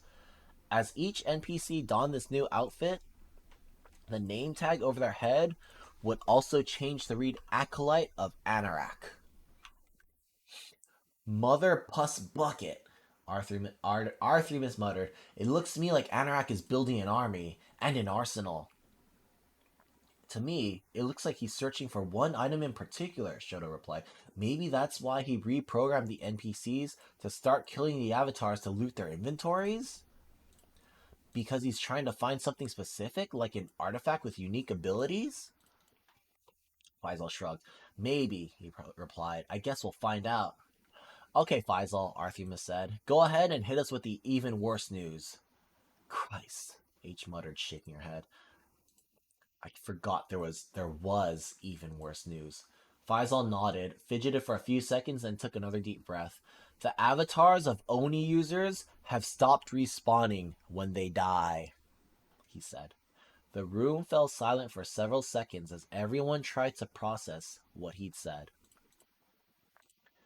Okay, Arthremus said slowly. Then what happens to the user when their avatar gets killed? Nothing happens, Faisal said. Their avatar doesn't respawn inside the Oasis. And they don't wake up in the real world either, but their Oni headset stays powered up and locked onto their skull. The user's brain patterns indicate they're still logged into the Oasis. He shrugged. They all appear to be trapped in limbo. Jesus, Arthremus muttered. Can they feel anything? What are they experiencing? Faisal shook his head. We don't know, he replied with a shaky voice. There's no way of finding out what the users themselves are actually experiencing. H cleared her throat. Does anyone else find this shit completely terrifying? She asked, raising her right hand. Because I do. Shoto and I both raised our right hands in solidarity. It's possible that Anorak's firmware has simply broken the respawning process, Faisal said hopefully. So that now, when an Oni user's avatar gets killed, they get stuck in a dreamless limbo where they're no longer experiencing anything at all. Yeah, maybe, H said. Or maybe Anorak is making them respawn in the fire pits on the ninth circle of hell, Faisal. She threw up her hands, suddenly on the verge of hysteria. Who fucking knows now, man? Maybe now when one of our avatars gets killed, instead of respawning, we're going to find ourselves being tortured by Klingons in the dilithium mines on the frozen Ruropent asteroid, and we'll also probably be on an accelerated timeline that makes 3 seconds feel like 3,000 years? Holy shit, Shoto whispered. Can Anorak really do that? No, of course not, Faisal said. I mean, I highly doubt that what Ms. Harris described is even possible. He paused to lean to his admins argue and he paused to listen to his admins argue in his ear for a moment. Then he let out a sigh and said, "The consensus seems to be we don't know what those users are experiencing. And we don't think we'll be able to find out until one of them wakes us and tells us. Or until one of us gets killed on an Anorak scavenger hunt," I said. "And then we find out for ourselves firsthand." Everyone fell silent for a few seconds. I resisted the urge to check my Oni usage counter. Instead, I began to massage my temples in an effort to remain calm. "Have those SimCap clips that you showed us already been posted to the OniNet?" R3 Myth asked. "Yes," Faisal replied. "That's where we found them." "So now the whole world knows that Anorak has gone berserk," R3 Myth said. "They can also see that he's taking control of our NPCs. Why don't we just come clean and tell our users the truth? They deserve to know that Anorak is the one who hacked the Oni firmware and that he's the reason they can't log out or respawn. GSS isn't going to be able to keep that a secret, Faisal." "Not forever," he replied. "But if we keep releasing updates, saying we should have the problem fixed in just a few more minutes, we might be able to hold off the panic until this is all over. If we told them the truth, it would create total chaos, online and off," H said, shaking her head. Faisal nodded and cleared his throat. "If the four of you all approve," he said, "our PR department would like to release another update blaming the NPC's erratic behavior on another glitch caused by the same corrupted Oni firmware update responsible for the logout issue. Once again, we'll assure them we're working on the problem and should have it fixed within the next 30 minutes. We'll also apologize for the rogue NPC's behavior and guarantee resurrection for any users who had their avatars killed, and promise that we'll restore their lost credits and items as soon as we have the problem corrected." "What about Anorak?" Shoto asked. "How do we explain his behavior?" "As far as the public knows, Anorak is just another NPC. Faisal said, left dormant in the system by Halliday, so we can blame his behavior on the same firmware glitch that's affecting the other NPCs." "What about the responding issue?" I asked. "Has that also gone public?" "Not yet," Faisal said. The users experiencing it are stuck in limbo, so they obviously can't talk to anyone to complain about their situation. But before too long, people are going to figure out that their friends aren't responding, and then they'll start to fear the worst," H said. I know I sure do. "There's another reason we need to keep up the facade," Faisal said. "Remember, less than 10% of our Oni users have an immersion vault to protect themselves while they're under. Most people lock themselves in a room or a closet when they nap, with the assumption that they'll be able to see trouble coming on their surveillance feeds and log out in plenty of time to wake up and defend themselves. A lot of those people are completely vulnerable now. If the whole world knew what was really going on..." "He's right," Artemis said. She lowered her head and closed her eyes. "What do you think will happen when criminals all over the world figure out that they're no longer surrounded by sitting ducks? People who can no longer log out of the oasis to protect themselves?" She opened her eyes and as if she'd finished seeing into the future. "The police, the ones who aren't hostages themselves, are going to be too overwhelmed to help everyone. It'll be the crime wave of the century." "Jesus, Artie," H whispered. "Don't sugarcoat it now." "We need to know what is at stake," H, he replied, then glanced in my direction. "Just to be clear," Faisal interjected, "none of this has actually happened yet.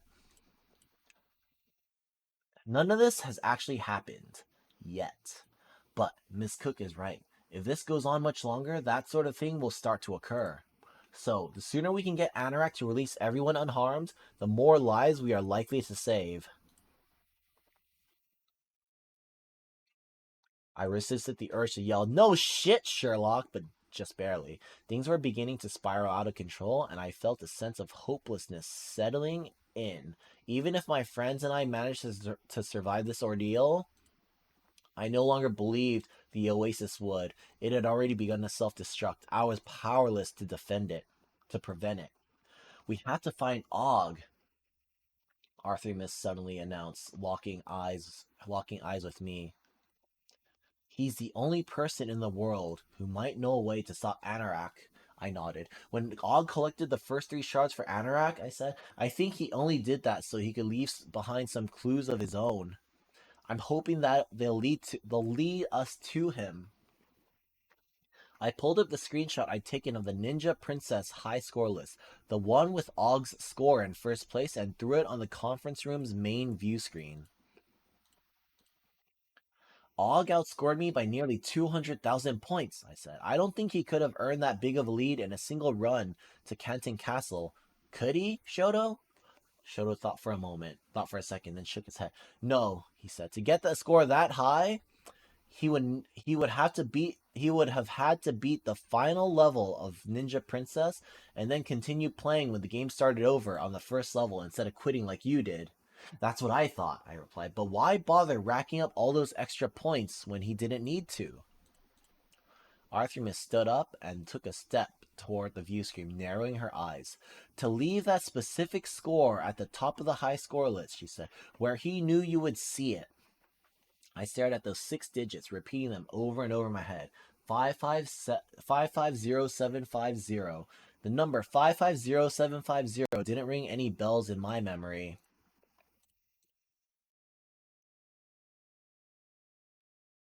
I tried searching my Grail diary for it, but there wasn't a single hit, and those 6 digits didn't appear to be map coordinates either.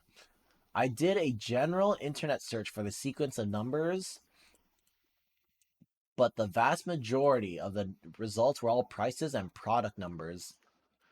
If the number 550750 contained some secret message from Og, I still couldn't decipher it. The first 3 numbers, Artemis said, aren't they part of the street address of your house?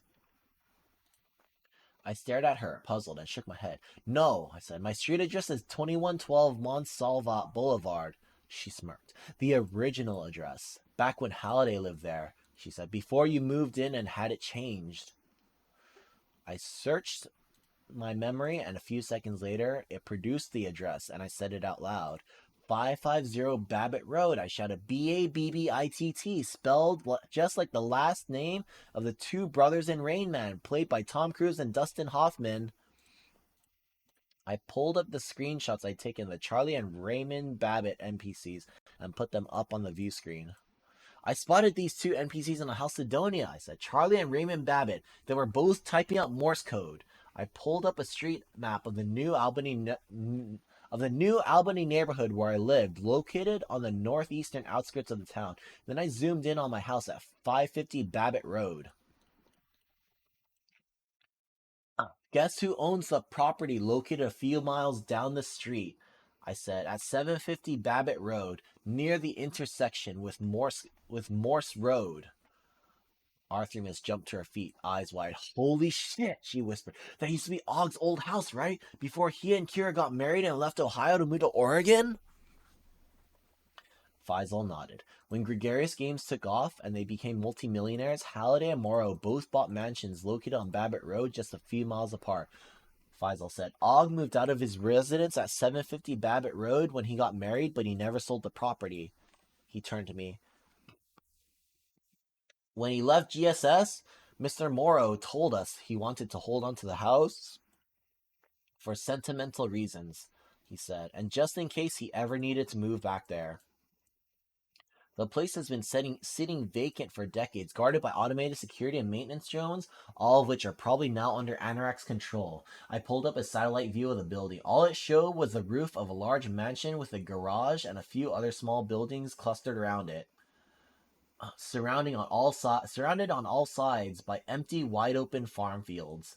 Hiding Og here would be a pretty clever move, actually. It's definitely the last place I would have ever thought to look for him.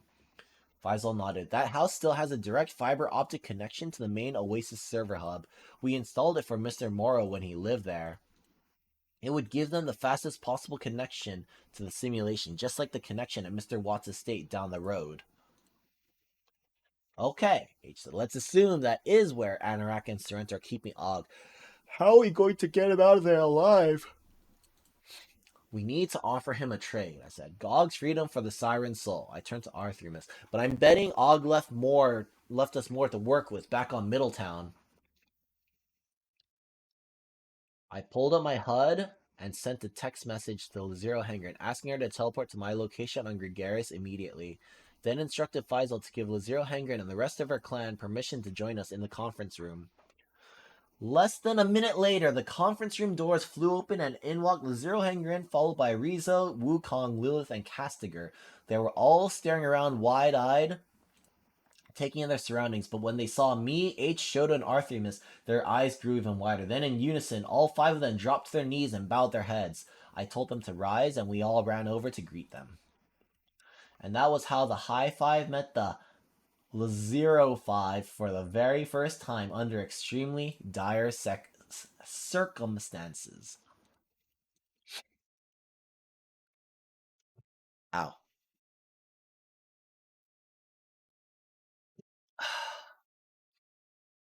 What is this? 20? Ugh. Ugh, I'm tired of this.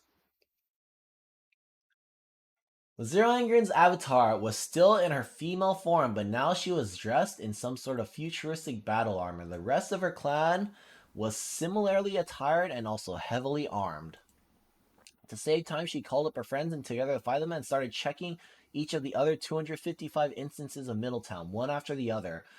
They had nearly searched them all before Wukong finally located a second instance of the town where the year had been changed from 1986 to 1989. The one Og had visited.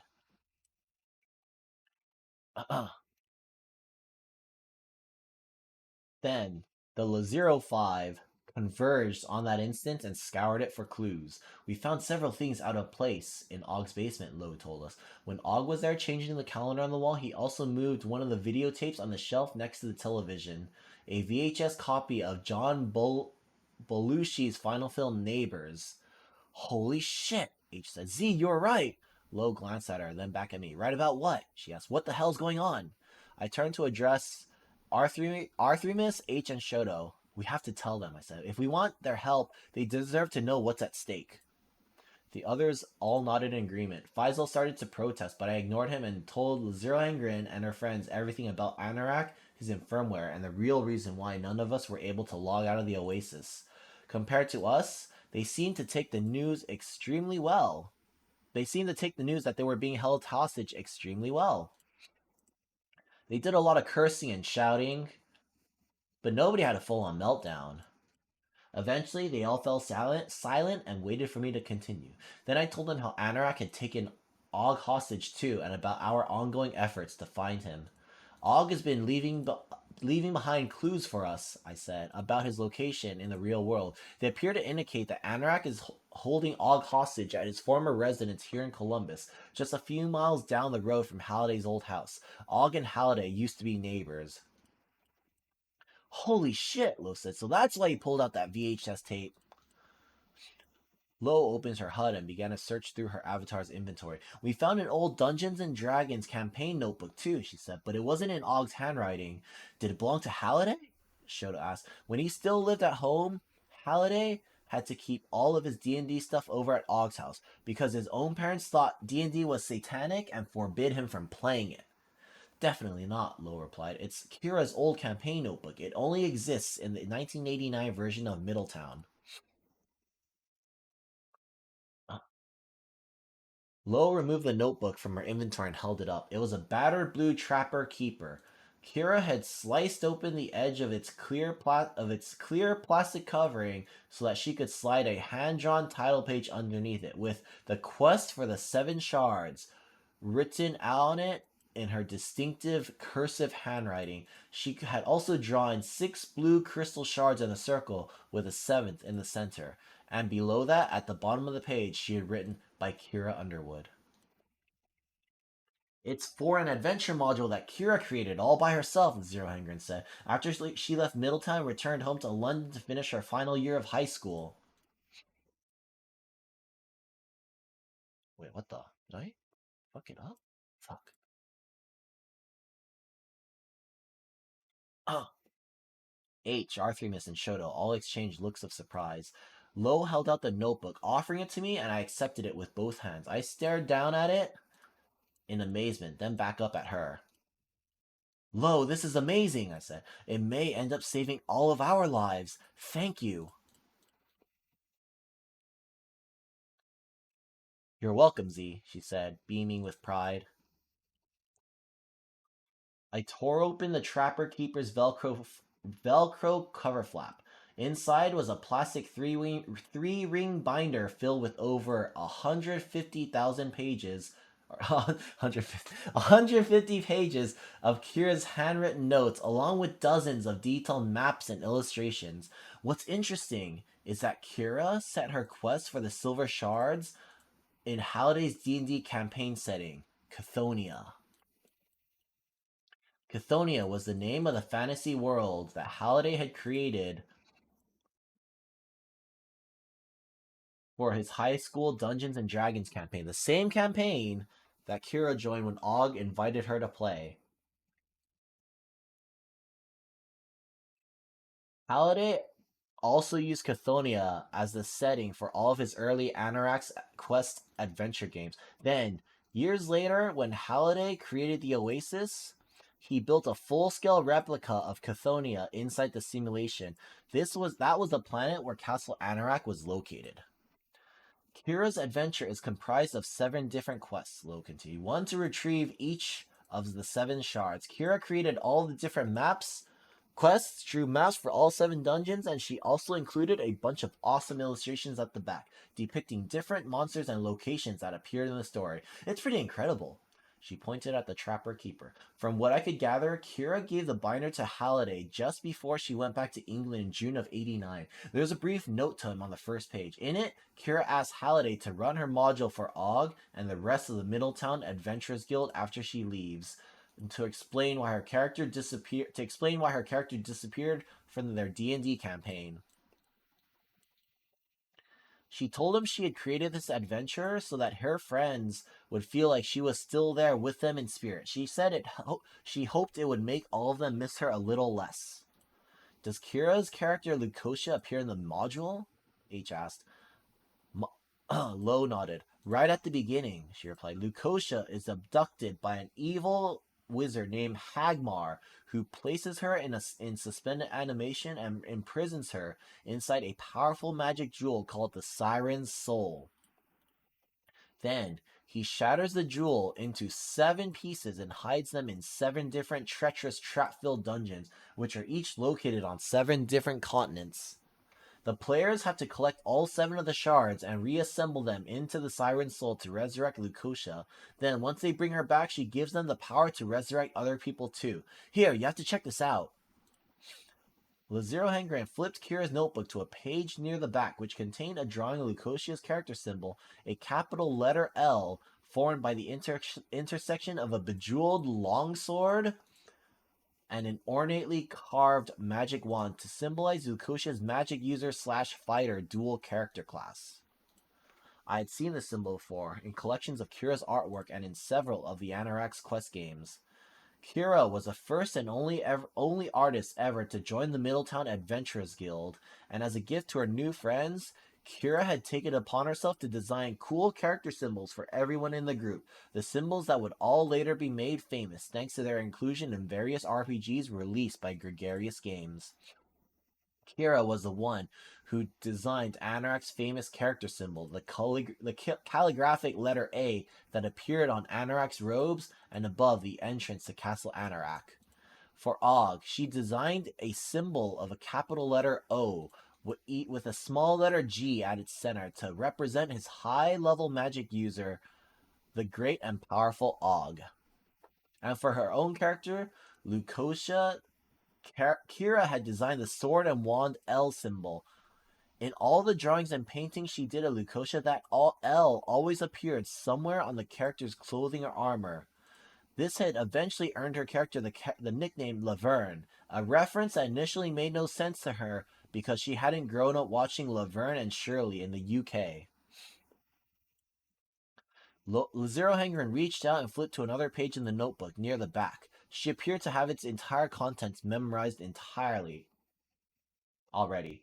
Right there, she said, pointing to a page of dense handwritten text.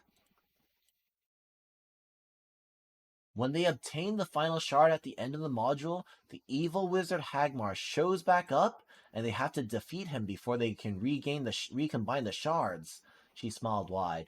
Then, as an afterthought, she leaned forward and added, Hagmar is an anagram of Graham, which was the name of Kira's abusive stepfather. But I'm sure you guys already figured that out. I shook my head. No, I said, we had no idea. Thanks, Lo. You did an amazing job. Arthur and H both nodded and began to applaud. Shoto and I joined in. Lo took a small bow, then she motioned to her friends.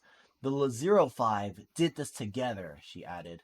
Please distribute your thanks evenly among all of us. H, Shoto, Artemis, and I all turned to give the rest of the Lazero 5 a round of applause too. But we didn't have much time for congratulations. Along with the others, I buried my nose back in Kira's notebook, trying to speed read through the remainder of its contents. I didn't know what I was looking for, but felt sure I'd know when I saw it. In Kira's module, the hiding places of the first 4 shards were all quite different from the ones we'd encountered in the Oasis, and so were the challenges required to complete them. But to my surprise, I recognized many of them. I had encountered each of them in a slightly different form in Anorak's Quest 2 and 3, 2 early releases by Gregarious Games. This was a huge shock because Kira was only credited as the artist of those games, not as a writer or designer. I remembered that in his autobiography, Og had complained about Halliday's sexist behavior toward Kira more than once. He wrote that Halliday always seemed to try to downplay Kira's creative contribution to their games. Og once told an interviewer, Jim always jokingly referred to Kira as Yoko, which infuriated me because if we were Lennon and McCartney, then Kira was our George Harrison. She didn't break up the Beatles, she was one of the Beatles, and without our help, we never would have had a hit. I remembered having my first real argument with Artemis about that very subject during the first few months we knew each other. She'd started it by stating that Kira Morrow deserved to be listed alongside Og and Halliday as one of the true co-creators of the Oasis. She'd made comparisons to Rosalind Franklin, a woman who deserved to be credited alongside Watson and Crick as one of the discoverers of the double helix structure of DNA, or Katherine Johnson, whose calculations helped us reach the moon, or countless other women who had been brushed aside or blatantly ignored. At the time, I'd reminded her that during Halliday's reign, GSS had adopted an equal hiring policy which required the company to hire at least one man for every woman they employed. Samantha pointed out that Kira and Og were the ones who had lobbied for that change, not Halliday. I responded by pointing out that Halliday could have rolled back the policy after Og and Kira had left the company, but he didn't. The same hiring policy was still in force today, but Samantha only rolled her eyes at me. Now, all these years later, I could finally see that she'd been right all along. I'd just been too much of a slavish Halliday fanboy to believe anything bad about him. How times have changed. I continued to flip through the notebook's remaining pages, looking for anything that might be useful, but nothing caught my interest until I reached the last few pages, where Kira described how the party obtained the 7th and final shard. Once the party has collected the first 6 shards, they must bring them to the Shrine of the Siren, located atop the highest peak of the Zazarian Mountains of southern Cathonia. When all 6 shards are placed on the altar, the 7th shard will appear in the Siren's hand. I interrupted the High Five 05 Love Fest to show this line to H, Shoto, and Artemis. Every inch of those mountains was explored during the contest, Shoto said. If there was a shrine to Lakoshi up there, someone would have discovered it. Maybe it only appears once the first 6 shards have been collected, Lo said. Artemis was still reading Kira's notebook over my shoulder. What's supposed to happen when players recombine the shards? Lo reached over to the notebook and pointed to a paragraph halfway down the last page. I read it out loud. Once the 7 shards are reassembled, they coalesce into the Siren's soul, a powerful magical artifact with the power to free Lakosha from suspended animation and bring her back to life. I looked it from the page. That's all it says. We were still processing all of this information when Lo hit us with another stunner. Okay, she said, we saved the best for last.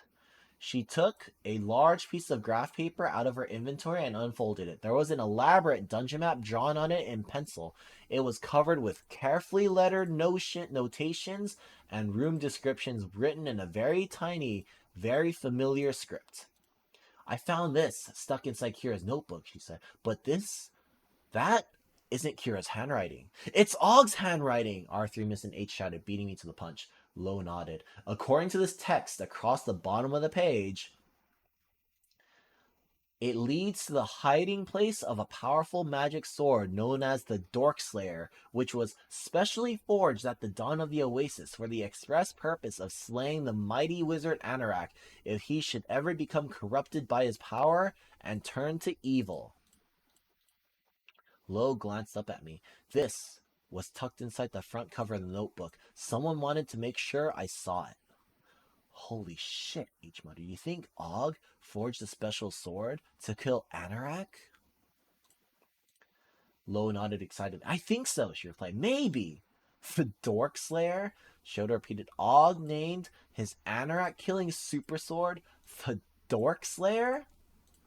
He did, Lo said. And this map is dated here at the bottom right.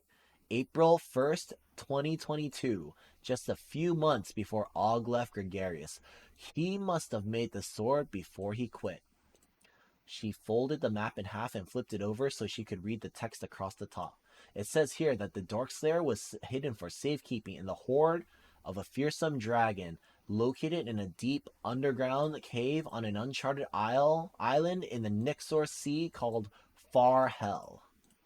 She opened a three-dimensional Oasis sector map in the air in front of her. There just so happens to be a small planet on the Oasis named Far Hell. Its coordinates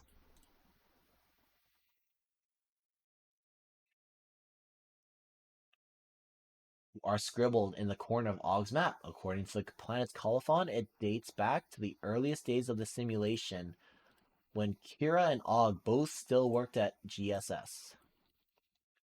Far Hell, Shota said. Never heard of it. Me neither, H added. Because it's an uncharted planet, Lo said, and it's located out here, out in Zone Zero. This threw all of us for a loop.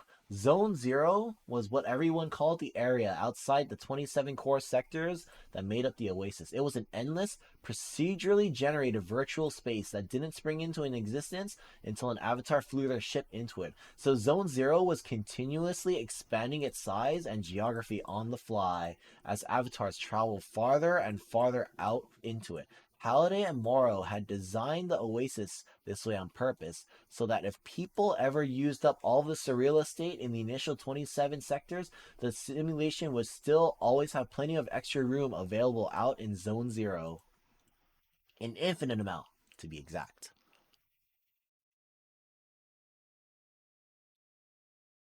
I'd only ever traveled out into the Zero once, just to be able to say I had. When we were kids, it used to be a rite of passage.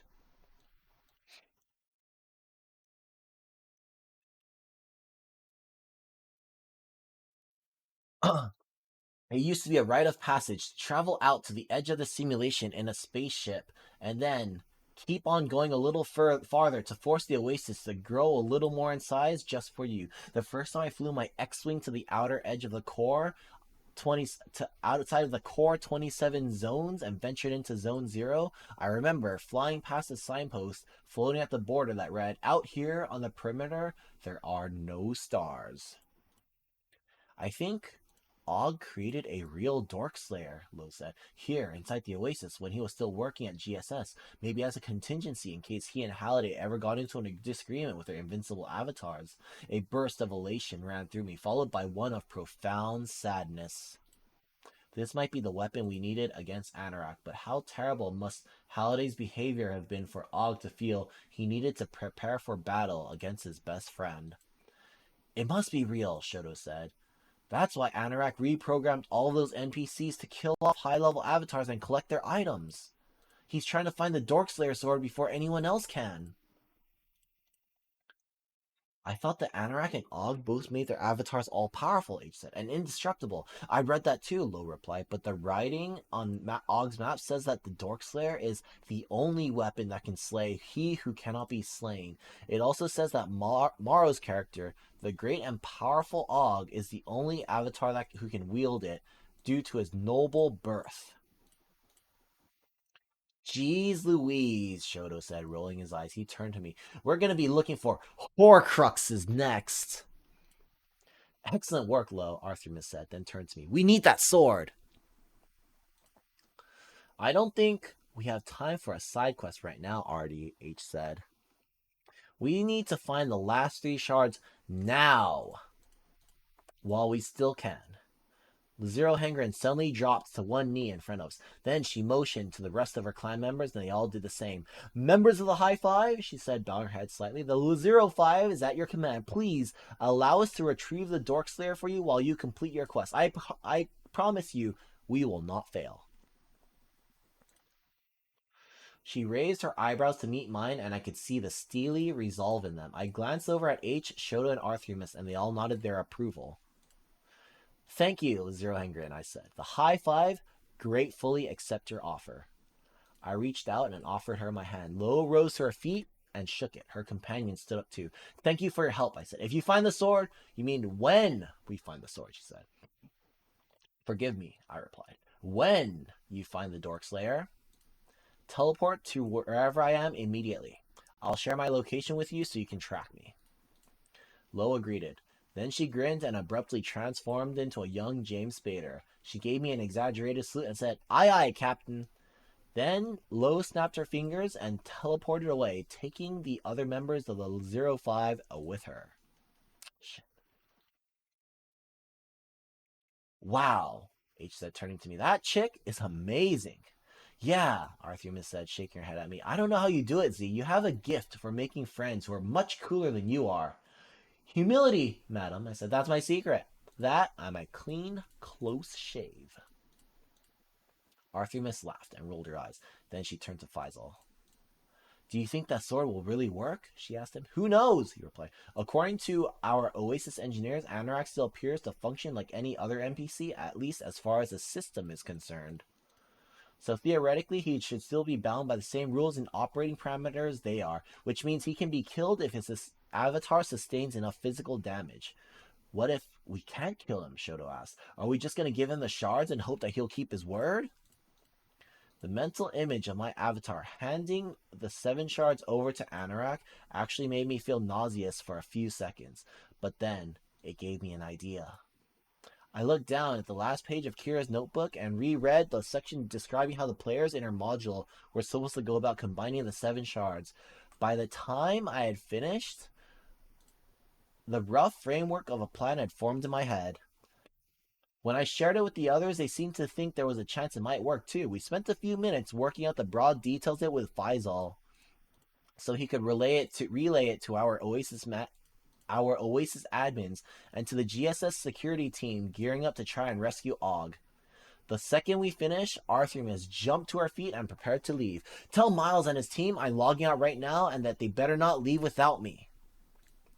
Yes, ma'am, Faisal replied, but we've already got 3 security teams on deck along with 3 squads of aerial enforcer drones, so there's really no need for you to put your own life at risk, Ms. Cook. Ogden Morrow saved our lives once, she said. I'm going to do everything I can to return that favor. She turned to me. Stay in touch, she said, and good luck. She gave me another smile, then she turned to go. As she did, it occurred to me that if the worst happened, this might be the last time I ever saw her. So I reached out to touch her avatar's shoulders, and when she felt it through her haptics, she turned back to face me. And as always, she looked beautiful. Hey, in case something does happen, I said, I wanted to tell you that I'm sorry for a lot of different things, but I'm sorry that I didn't listen to you. All this time, you were right, and I was wrong. She grinned and placed her right hand against my cheek. The last time she'd done this, it was in the real world. During our week together at Og's in Oregon, exactly 1,153 days ago. It wasn't her real hand, but I could still feel it. and it still made my heart race. You never cease to amaze me, Watts, she said. There's still hope for you yet. She leaned over and kissed me on the forehead. Then she backed up several steps to ensure that we were all outside her teleportation spell's area of effect. Good luck, guys. Good luck to you too, Artie, I replied. Don't get hurt, okay? Arthurimus gave us one last nod, then she teleported away and her avatar vanished in a shower of glittering silver dust. Then I turned to H and Shoto. You guys ready to rock? I asked. Shoto nodded and gave me a nervous thumbs up. H cracked her knuckles. 10-4 and ready for more, she said. I checked the Oni countdown on my HUD. I now just had 2 hours and 28 minutes remaining before I hit my limit. H and Shoto each had about 10 minutes less than that. Faisal was about to hit the 2-hour mark, and we still had 3 more shards to collect. If the last 3 took as long to locate as the first 4 had, we were in trouble.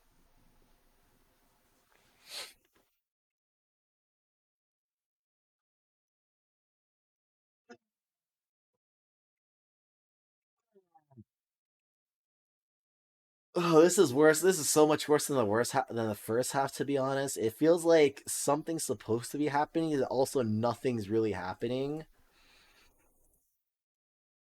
Mm, it's so painful to slog through. Holy, like things just progress so slowly. Like not even in like a good way or an exciting way either. It doesn't build up any tension. It's just slog. This book is so much worse. Oh god. I hate this so much. I don't know if I can finish this like this. No, I can finish it on my own, but I don't know if I can finish it aloud. It's painful. It's just so fucking boring. It was mildly interesting at the beginning because it was like, oh yeah, when's stuff gonna start happening? Then stuff happened, and then nothing happened. Then nothing happened after that. I just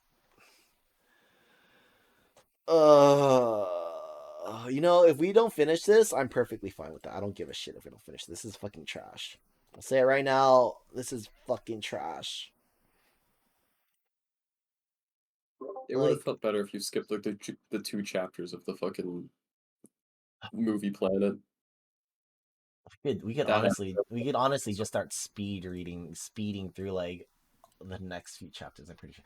Buckle up, fellas. H said, smiling. We're off to the afterworld, and when we get there, prepare to follow my lead. Okay? We nodded. Then we all waved farewell to Faisal once again. H turned to me and Shoto and placed a hand on each of our shoulders. Then, just as she teleported all of us to the afterworld, we heard a shout, "Oh no, let's go!" Chapter over. I didn't realize that wasn't the end of the chapter, but what can you do? What can we do? Get me alright. out. Oh god. This is so bad. Oh, this is so Literally nothing has awful. happened the entire 3 hours we've been doing this. Oh my god, I hate everything. This is why bad things happen to good people because there are things like that get published.